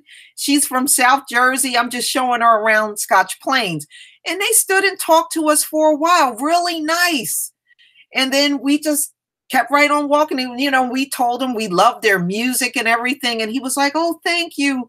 And, y'all keep listening to our music." But I met George Clinton. I met him. And I met, there was another guy I met, but it was a white singer. What was that guy's name? What's that guy's name? Oh my God, I can't think of his name. I can't think of his name right now. Oh, Aerosmith. Aerosmith. You know the lead singer of Aerosmith? I used to work up in Plainsboro, New Jersey. I worked for Bristol Myers Squibb. That's right. Lisa Cabrera worked for Big Pharma. I was in IT. I didn't work with no drugs or anything. But Steve Tyler, that's right. So it was around Christmas time. I know I was still a lost soul back then. It was around Christmas time. And I left early because I had worked overtime and my boss allowed me to leave a few hours early. So what I did was on Route 1 around Plainsboro, there was a Toys R Us.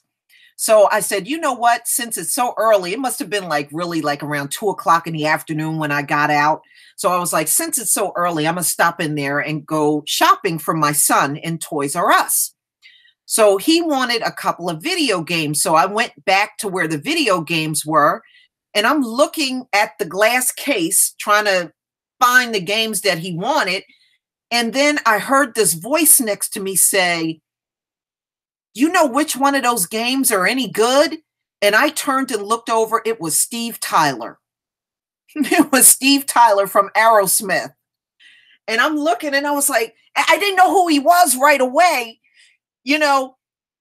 What had happened, because I was like, well, I don't know how good any of them are. I said, but these are the ones my son liked. And he was like looking at the list I had, and he was like, "Oh, really?" I said, "Yeah." And he was like, "How old is your son?" And he said, "Well, I got a son too." And he said, "I was just driving through. I saw this Toys R Us and I thought I'd come in here and grab some video games for my son." So we're standing there talking, and all of a sudden people start running back with, remember those little instant cameras you could buy, those Kodak little instant disposable cameras. People were running back with the disposable cameras where we were, and they start taking his picture.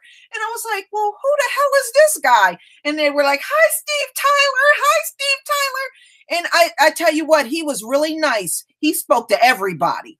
Everybody that came back there and said hello, he spoke back. No, it was those orange Kodak Instamatic cameras, you know, the ones that you would take pictures and then you would turn the whole camera in to get developed.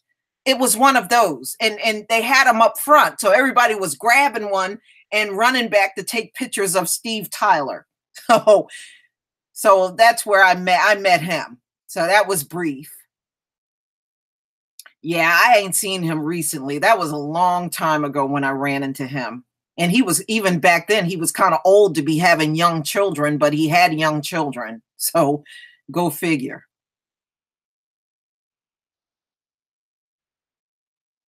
Yeah, yeah. Bootsy Collins. Yeah, Bootsy Collins and Parliament Funkadelic, they were all from Plainsfield. Bootsy was from there too. In fact, my friend told me she would see Bootsy Collins driving around on his motorcycle. She saw him on his motorcycle all the time.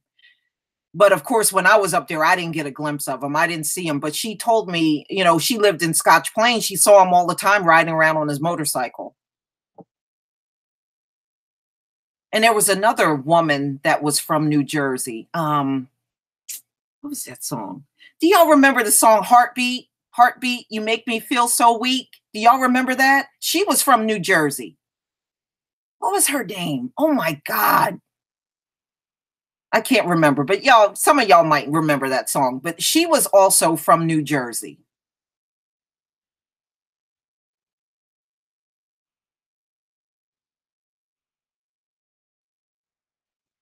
Yeah, he was from Cincinnati, but Bootsy also lived in New Jersey for a while also.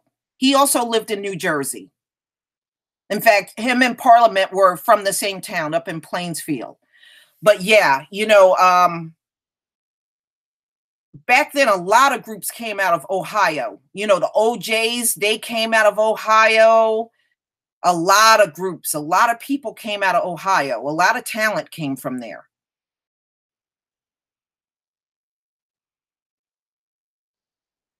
Yeah, a lot of artists did come out of New Jersey.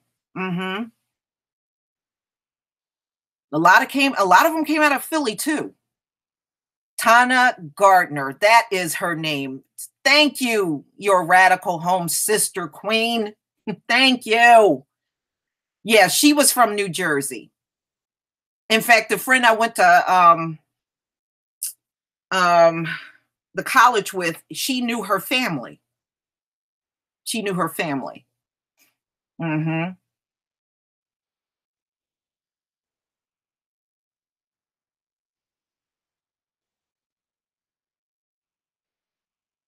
Yeah, the Philly sound. Yeah, I mean, look, there is nowhere where we are not talented people. Come on, we're the talent all over America.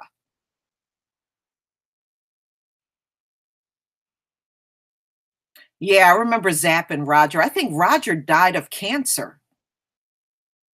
You know, I mean, I believe he did. I might have to go back and look. I know it's been a long time since I heard about that. Yeah, Phyllis Hyman. Mm-hmm.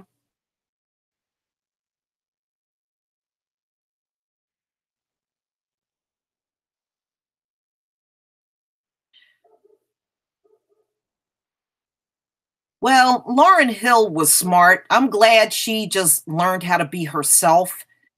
You know, she didn't go along with the program. That's why they didn't like Lauryn Hill.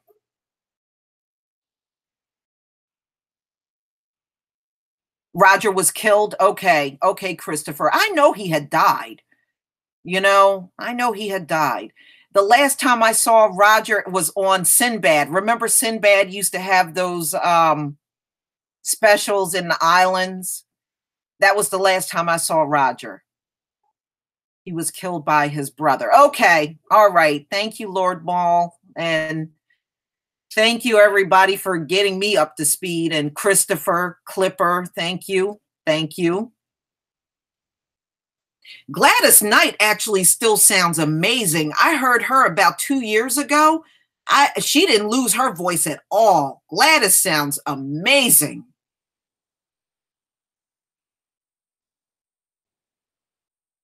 Yeah, see me, I love Bob Marley Redemption Song. That is my favorite song. I love Bob Marley.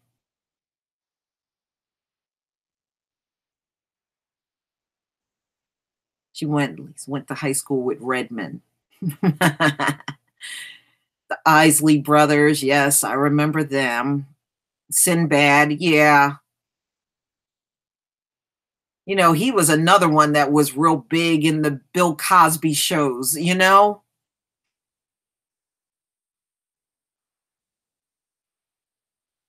Frankie Beverly. Okay, yeah, I used to love Frankie Beverly. I remember my mom playing his music.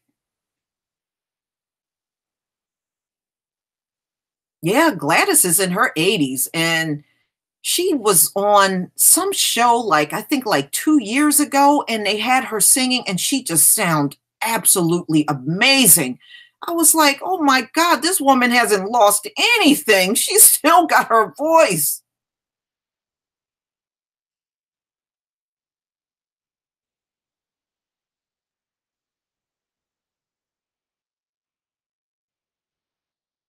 Oh, okay. Gladys was there about a month ago, and she sang in a mobile park. I dropped Caucasoids off. Oh, okay. All right, brother Danubian. Okay. The Dells. Okay. Yeah, y'all got bringing up some really good talent here.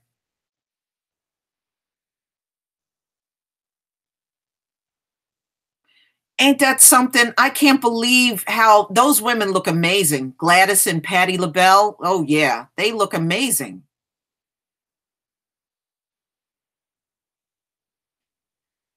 Oh, did y'all see they just released Bobby Christina's death photos? Did y'all see those? Did everybody get a chance to see those? I didn't want to do a story on it because, you know, I just didn't feel right doing that. But they showed Bobby Christina had a tooth knocked out. She had a tooth knocked out.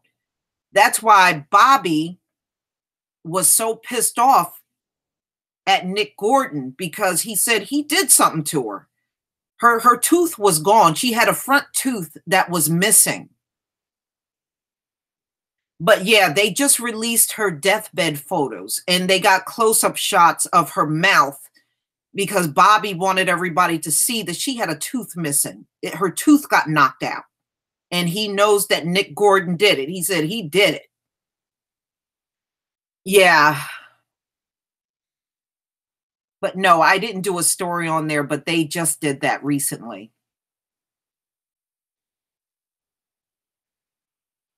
Yeah, I didn't want to do a story on it. I mean, I didn't feel right about doing it, but I did see the photos that they had, and I know that was enough. I didn't really need to go beyond that point.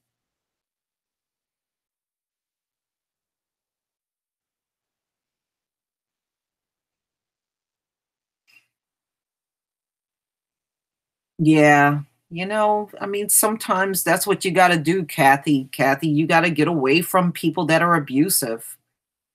It's especially if you know they're not in their right mind, you can't talk or reason with them. So the best thing to do is get away from them.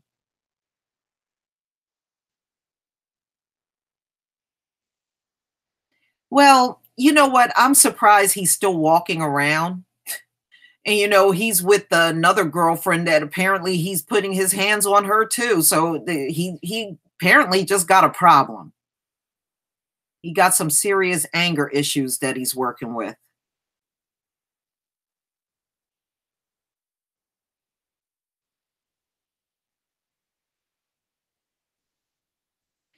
Yeah, we got mental illness in the Black community. There's no doubt about that, New Deep. No doubt. We definitely have those issues. It's no doubt. And it's a shame we kind of not talk about it a lot.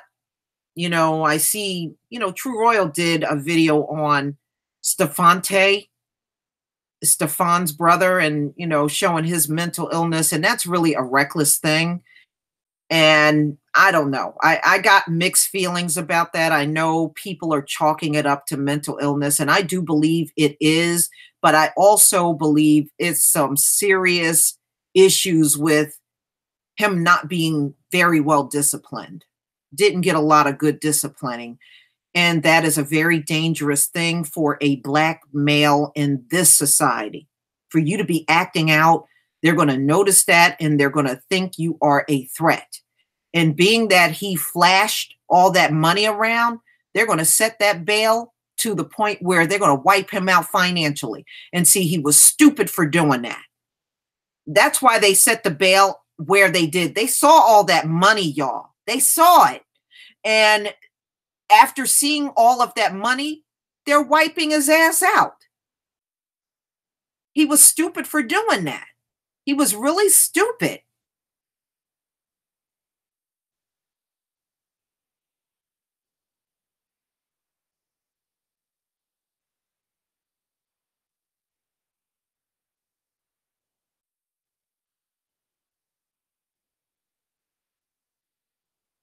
Did you hear about Lord trying to do a tribute for Whitney Houston with bathtub incident bullshit?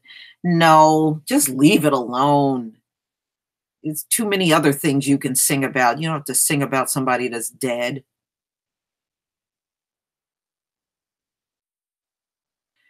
Yeah. I mean, it don't take a rocket scientist to see that there's something wrong with Stefante. You know, he's got problems, but I think he made his biggest mistake flashing that money around.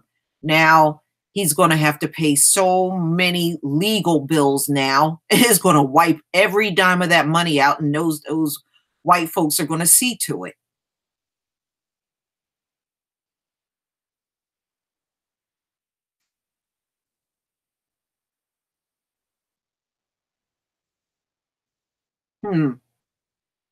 Wow.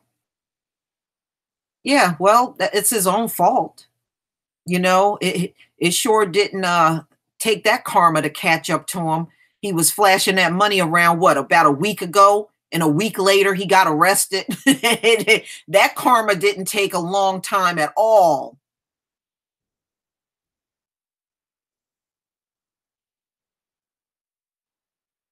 Yeah, I do too. I think they see something's not right about him, and they keep putting him on, you know, in the media. They keep doing that, and they know something is definitely off about him.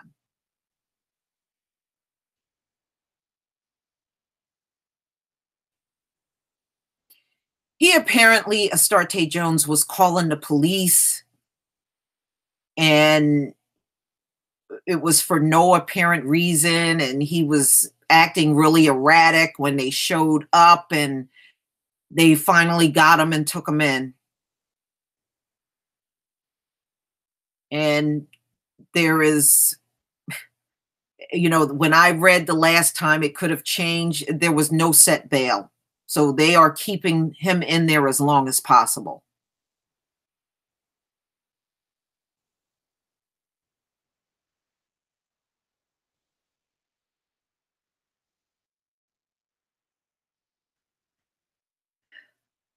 Cooning. Okay, cooning.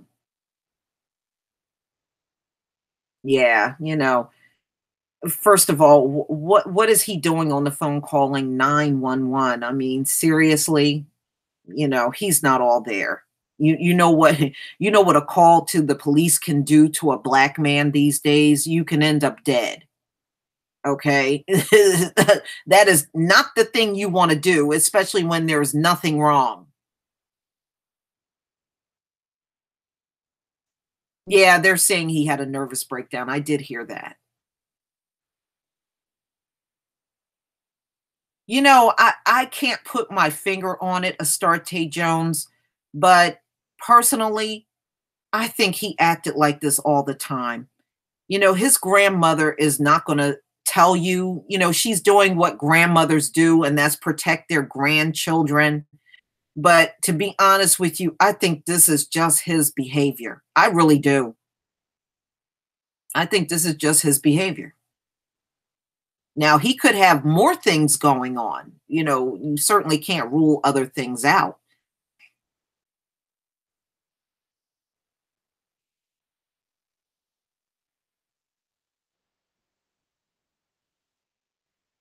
Yeah, I heard about what she said about Catwoman, and to be honest with you, I don't agree with her.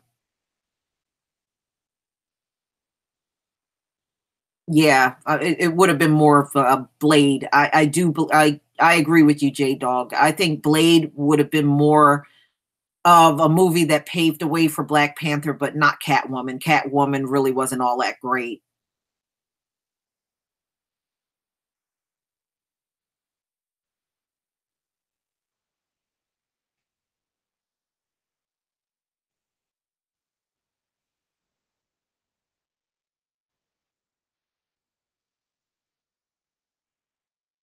Yeah, see, first of all, Sister Lovely K, he called the cops. Now, what possessed him to do that?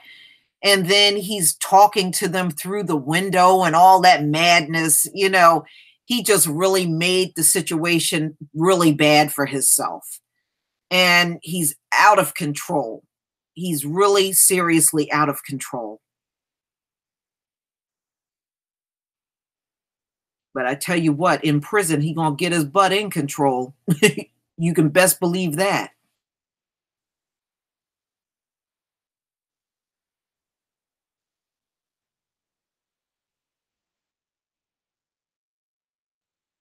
Yeah, well, you know, Armia, Benton, you know, April is a deadly month for Black people because, you know, this is the month of Hitler's birthday. Yeah, you know, so this is when they do a lot of killing of Black people.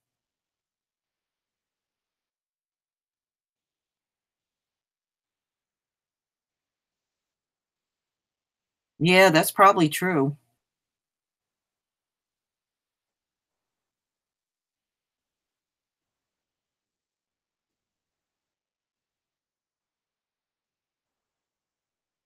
Well, I don't worry about Hitler. Hitler is the product of the white community.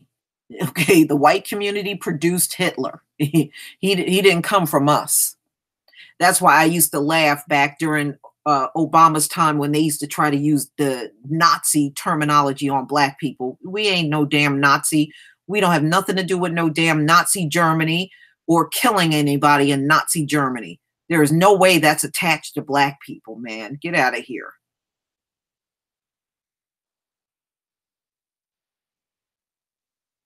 Yeah, you're right, August Dream. Instead of calling the cops, he should have called a doctor. He sure should.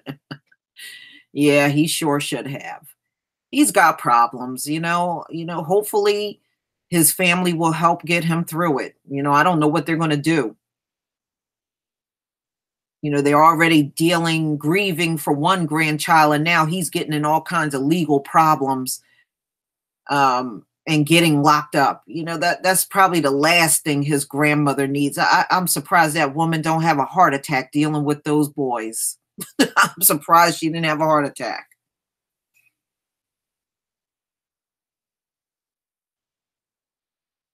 Yeah, well, he's going to be evaluated. I'm sure they're going to evaluate him in prison and determine if he should remain in prison or go to some type of psych ward.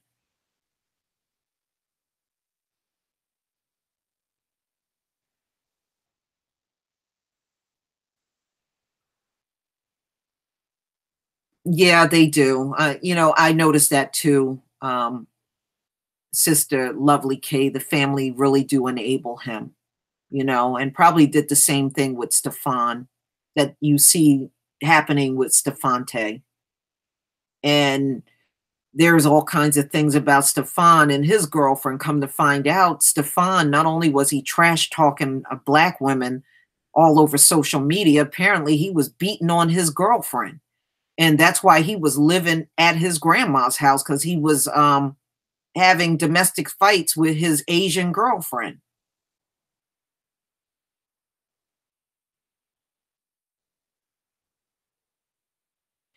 Yeah, I'm sure he realizes that, he's different. He really is.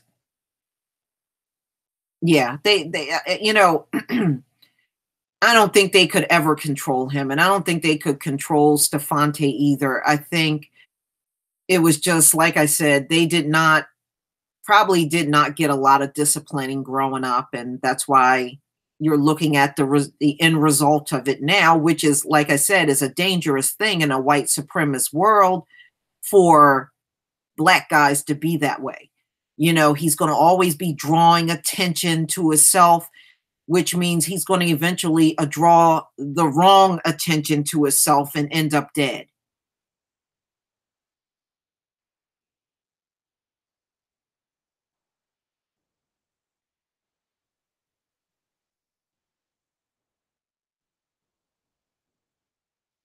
Yeah, it's sad. It's sad looking at his family is really falling apart on the world stage, and it's real sad to watch it.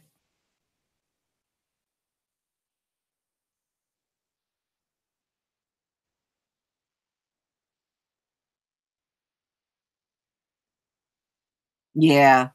Now, I don't know if Stefante got any children. I know Stefan had the two boys with his Asian woman, but Stefante also had an Asian girlfriend, but I didn't hear anything about children. So if they do have one, they're keeping it well hidden.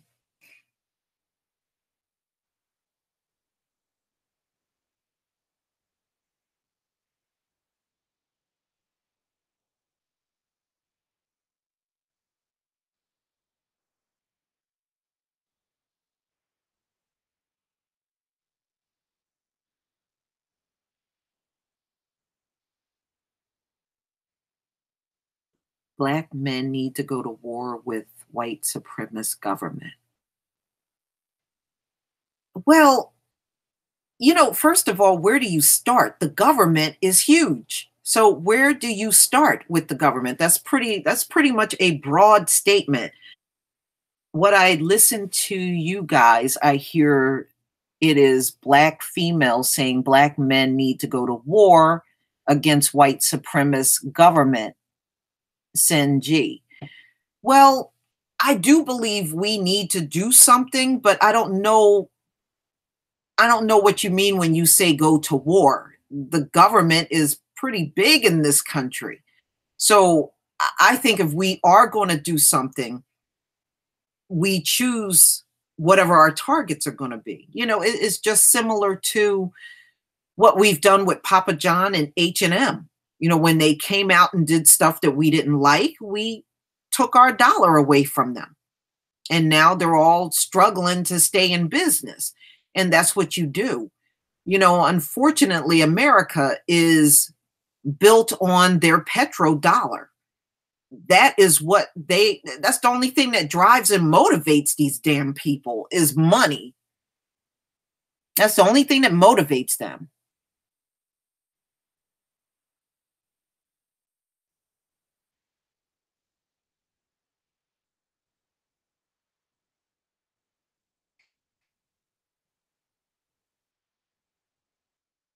Wars start by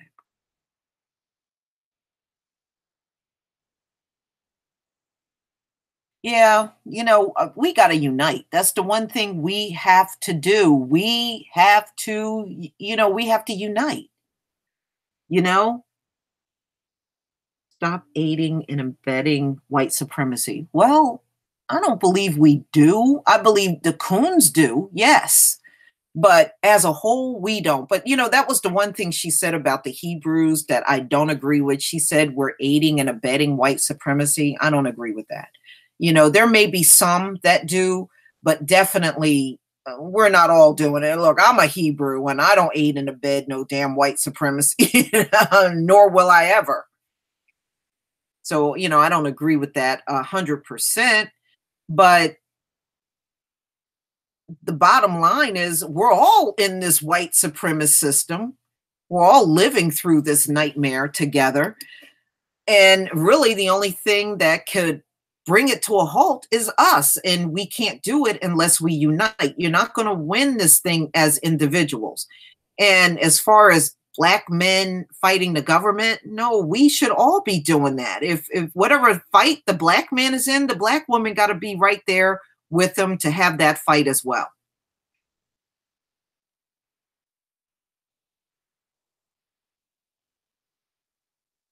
It's going to take an effort from everyone to get out of this nightmare.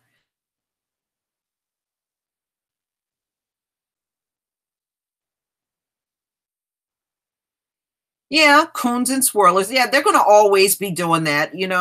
Unfortunately, Astarte Jones, they were even doing that back. Our ancestors were even doing the swirling even back then. If you look no further than King Solomon, he's the original swirler among us.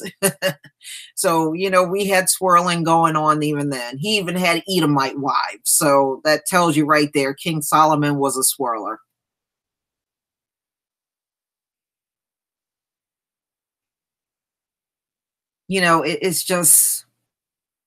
It's hard. I think for me, it's hard because I want us to unite so badly. And then, I listen to some people and it just brings the realization about how much we are still very much divided.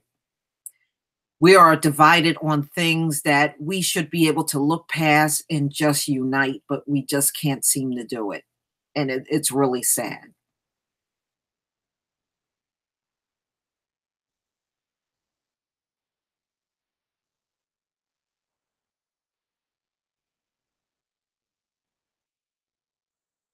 Yeah. Yeah. I mean, the stories are there. It is just, yep, Samson, because Delilah was a Philistine woman.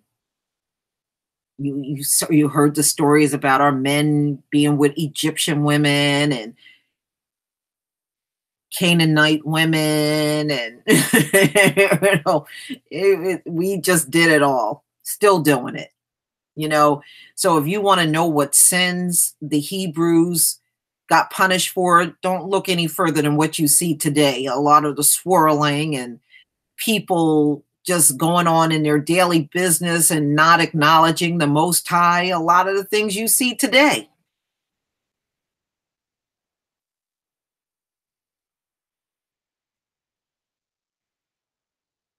Yeah, it is. It's all over the scriptures, Brother Denubia. It sure is.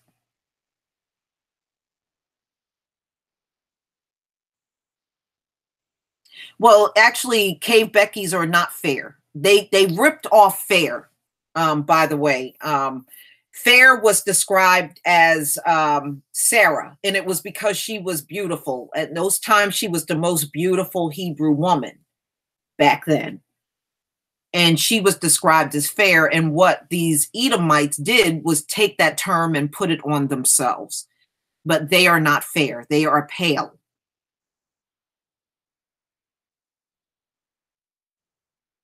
Yes, I did hear that.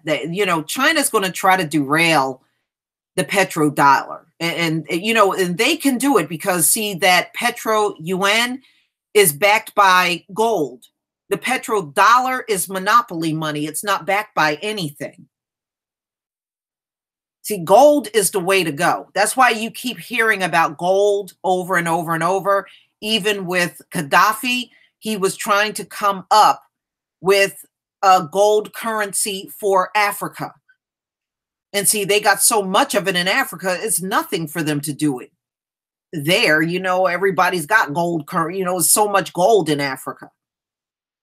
Easy to do.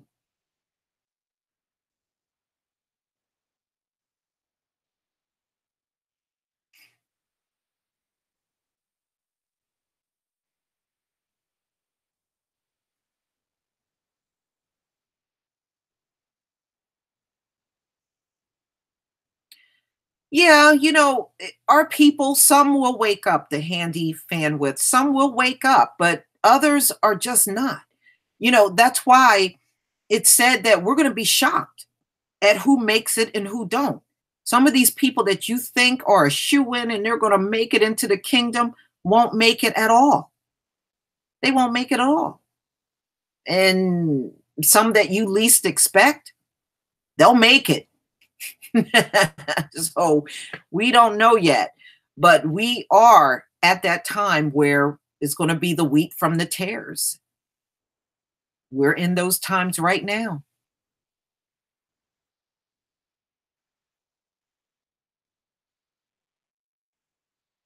So yes, we're going to separate from our enemies, but it's going to also be separation from within, because all of these people are not going to be going into the kingdom.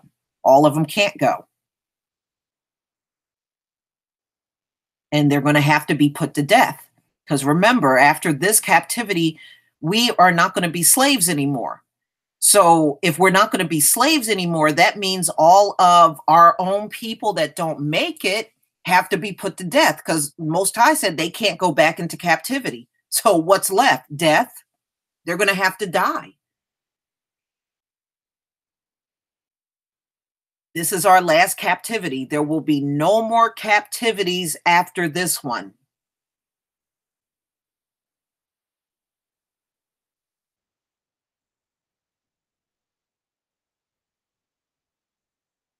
Right. Fair meant beautiful. And what white people did was they took that term and put it on themselves. And that was never talking about pale skin. It was talking about beauty. And it was talking about Sarah, who was a black woman. She was fair. Whenever a woman was beautiful, she was described as fair. But that term has nothing to do with no damn pale skin. It has nothing to do with that.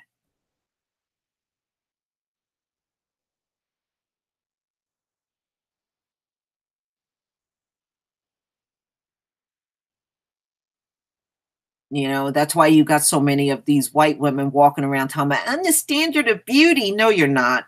No, you're not. The only reason why they get away with that, and I'm going to say it again and again, the only reason why they get away with that is because they own the media. So they can influence the public with their lies. It has nothing to do with the truth.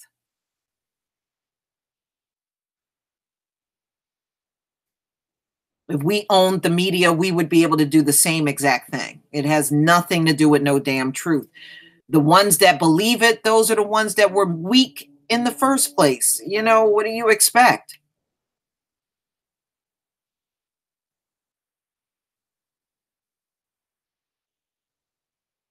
That's right. We were 242, fair or fine.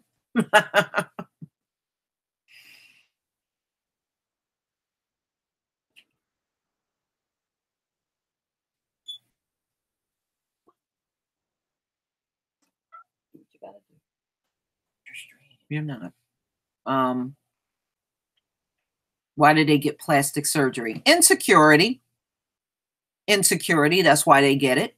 They get plastic surgery more than anyone else because they're insecure.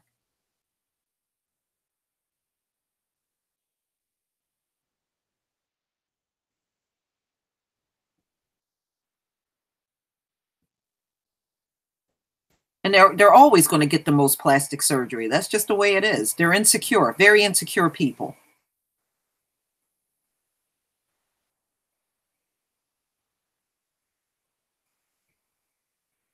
Caitlyn Jenner looks like a creature. Okay, I'm sorry, Caitlyn looks like a creature. Well, Caitlyn is all jacked up now. Got I think melanoma on. Bruce Jenner got melanoma on his nose.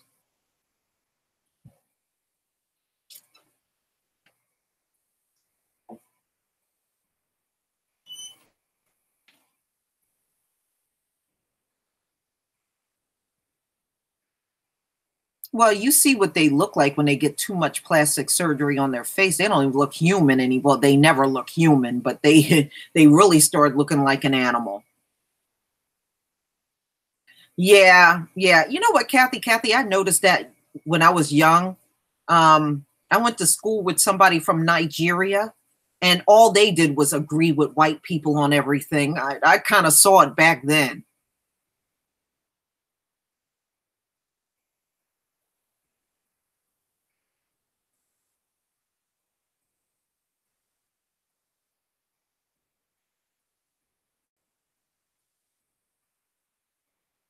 Yeah, no, I didn't see that August Dream. Did y'all?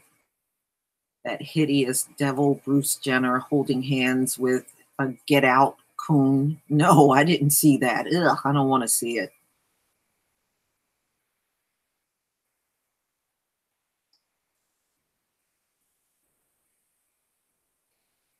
She looked like Baphomet.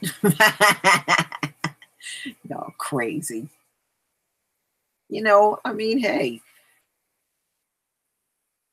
you know, we can't worry about people that don't understand. All you can do is tell them.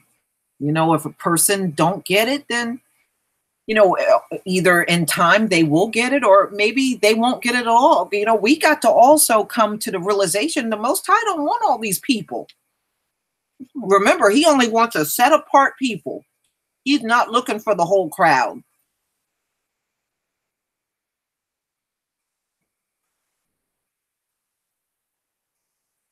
We got to understand he's not looking for all of these people.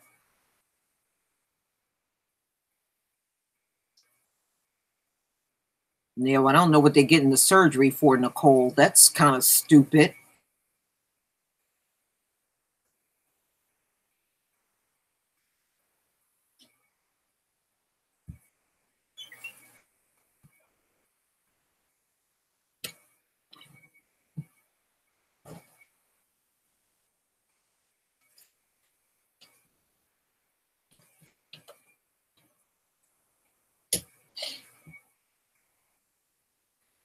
Well, first of all, who the hell gets sex change operation in their 60s? Bruce Jenner waited until he was in his 60s to say, I think I want to be a woman. You know, that's to me, that in itself is weird. Oh, thank you, Brandon F. Thank you. I really try, and I hope that you all support me, you know, because it does take time to put those things together, but I don't mind putting it together. But it's even better when I have your support.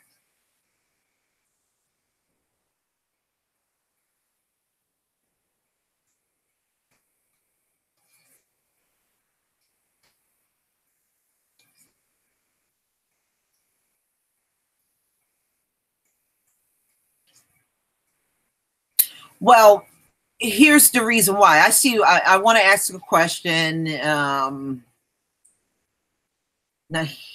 Naheen King.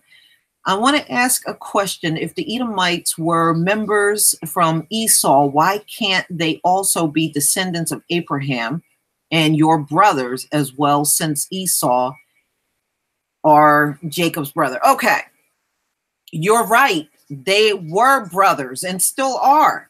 But remember, Esau's seed was spoiled in the womb. That's why he came out different from Jacob. He got spoiled in the womb. Okay, so something happened to Esau in the womb, and that's why Esau is so different, and you see the wickedness in Esau and everything. And the brother Jacob came out where they didn't describe him because he came out looking normal. He came out brown, and there was nothing unusual about him. So not only did Esau's get spoiled in the womb, there's a lot of things that happened to Esau through the generations. You know, Esau ended up mixing with things that were non-human. So the Esau that you see today is very different from the Edomites of the times of Esau and Jacob. You know, a lot of things happened to them. Remember, they're not just, that's why they're hybrids today. They're mixed. They're the children of the fallen angels. So they're hybrids.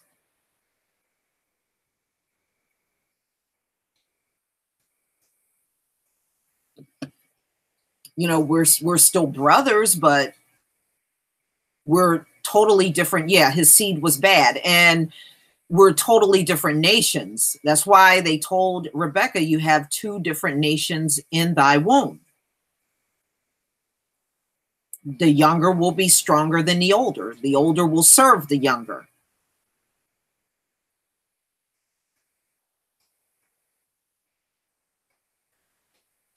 Oh, well, Bon, thank you for being around that long, watching my videos since last year. Well, thank you for that. That's right. They fought in a wound. And that's also another indicator that they were two very different nations. Astarte Jones. That's right.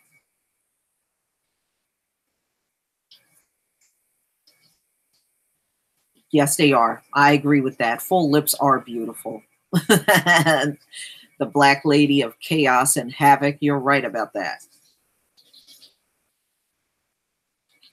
That's right. Esau gave up his birthright. He gave it away like it was nothing.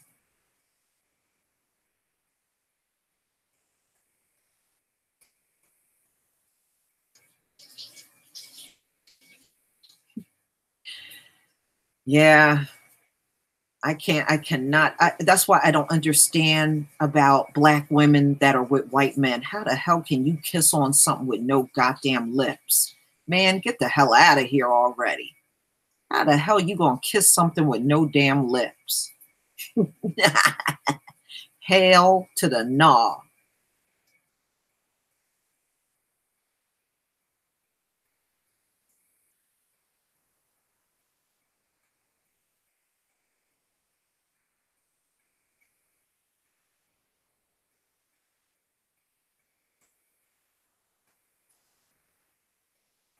Oh, when I used to be out in corporate America, I would have white women walk up to me and say, I want lips like yours, with their little fish thin lips coming up to me talking about something. I want lips like yours.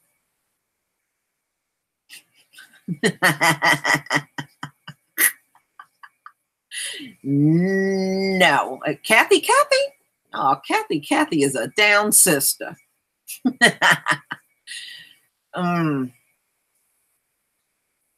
Yeah, I don't know how. I'm sorry. You know, Black men, I guess they got their own thing that about white women, but I'm just telling you, as a Black woman, I can't picture myself kissing some shit with no lips. I'm sorry.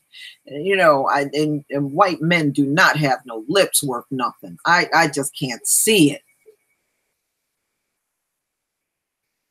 I don't know how the Black women that are with white men do it. I don't know how they do it. Yeah, but she got her lips done. Those are not natural lips on Angelina Jolie. Those lips were, she had her lips done. Those are not I thought the same thing until I saw a picture of her as a child. When I saw a picture of Angelina Jolie as a child, she did not have those lips. She didn't have those lips until she went to a plastic surgeon and got them done.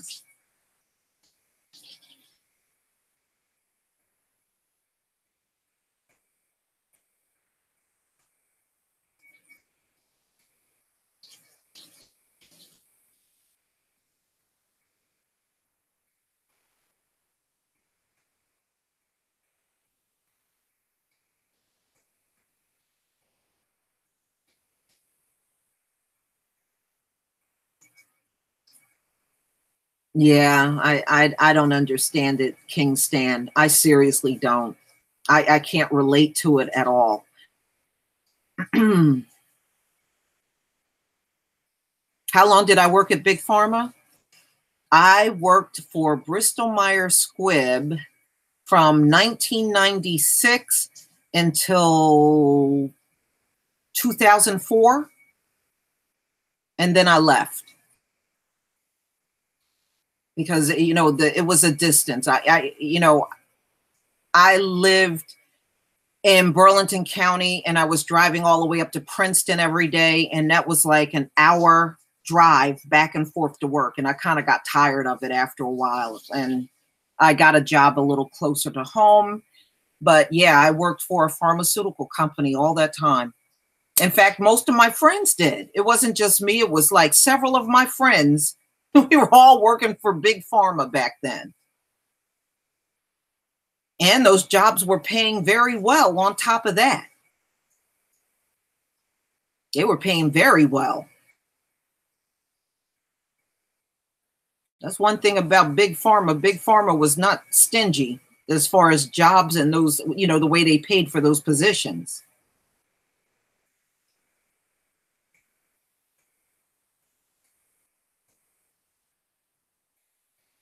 Hi, all the new people still popping up on here.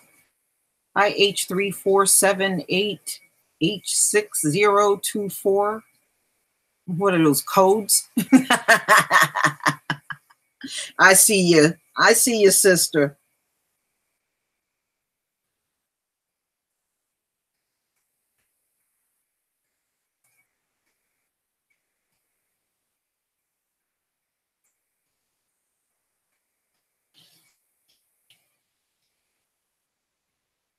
Well, remember, it's a lot of head games being played on our people that are influencing them to go to white people. Now, you know, people that are strong ain't going to fall for that, but the weak among us do think, because they see white women on TV, white women on magazines, white women on everything, they think that's, they're brainwashed to believe that's the thing to have. And it really isn't. It really isn't at all. And the sad part is white women, black men marriages fail more than any other marriage. That marriage is the least likely to make it. And that's a shame. And they won't see the light. You know, and unfortunately, some of them are like your Tiger Woods, who will just go from one white woman to the next, one failed relationship to the next, but he still wants nothing but a white woman. So, hey, I don't care what his Kablasian ass does.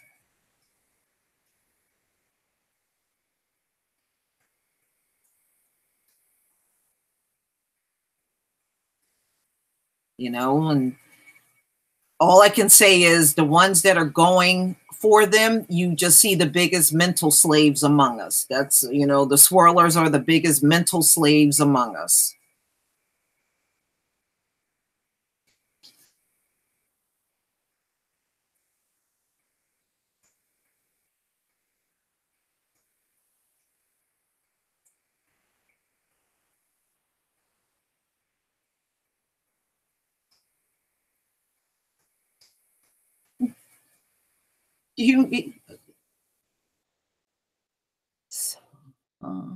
Men don't like makeup. I think that really depends. I'll never forget one time I went out on a date with this guy, and I didn't have any lipstick on. And you know, he told me, he said, "Put your lipstick on." I was like, "What?" Put your lipstick on. So I think it really depends on some guys. Some guys don't like it and some don't care, you know, or they do kind of like it. It just depends.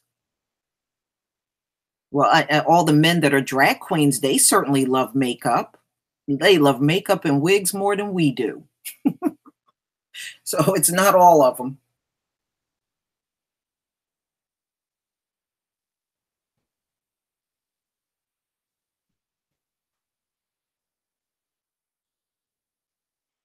Yeah. You know, they're all different, all have their own personalities and their likes and dislikes, you know.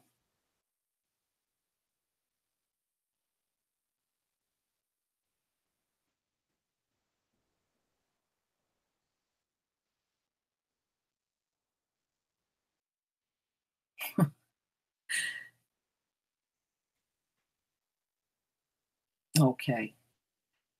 All right, y'all. I'm going to go ahead and conclude this live stream. I want to thank everybody for coming. I always enjoy our time together. And we'll definitely do this again next week. So make sure you look for my link when I put it out there. I'll put it on the community board because I still can't do live streams from my other channel. So I will see you on the next live stream, and just be on the lookout for my videos. Thank you for coming, family. Shalom.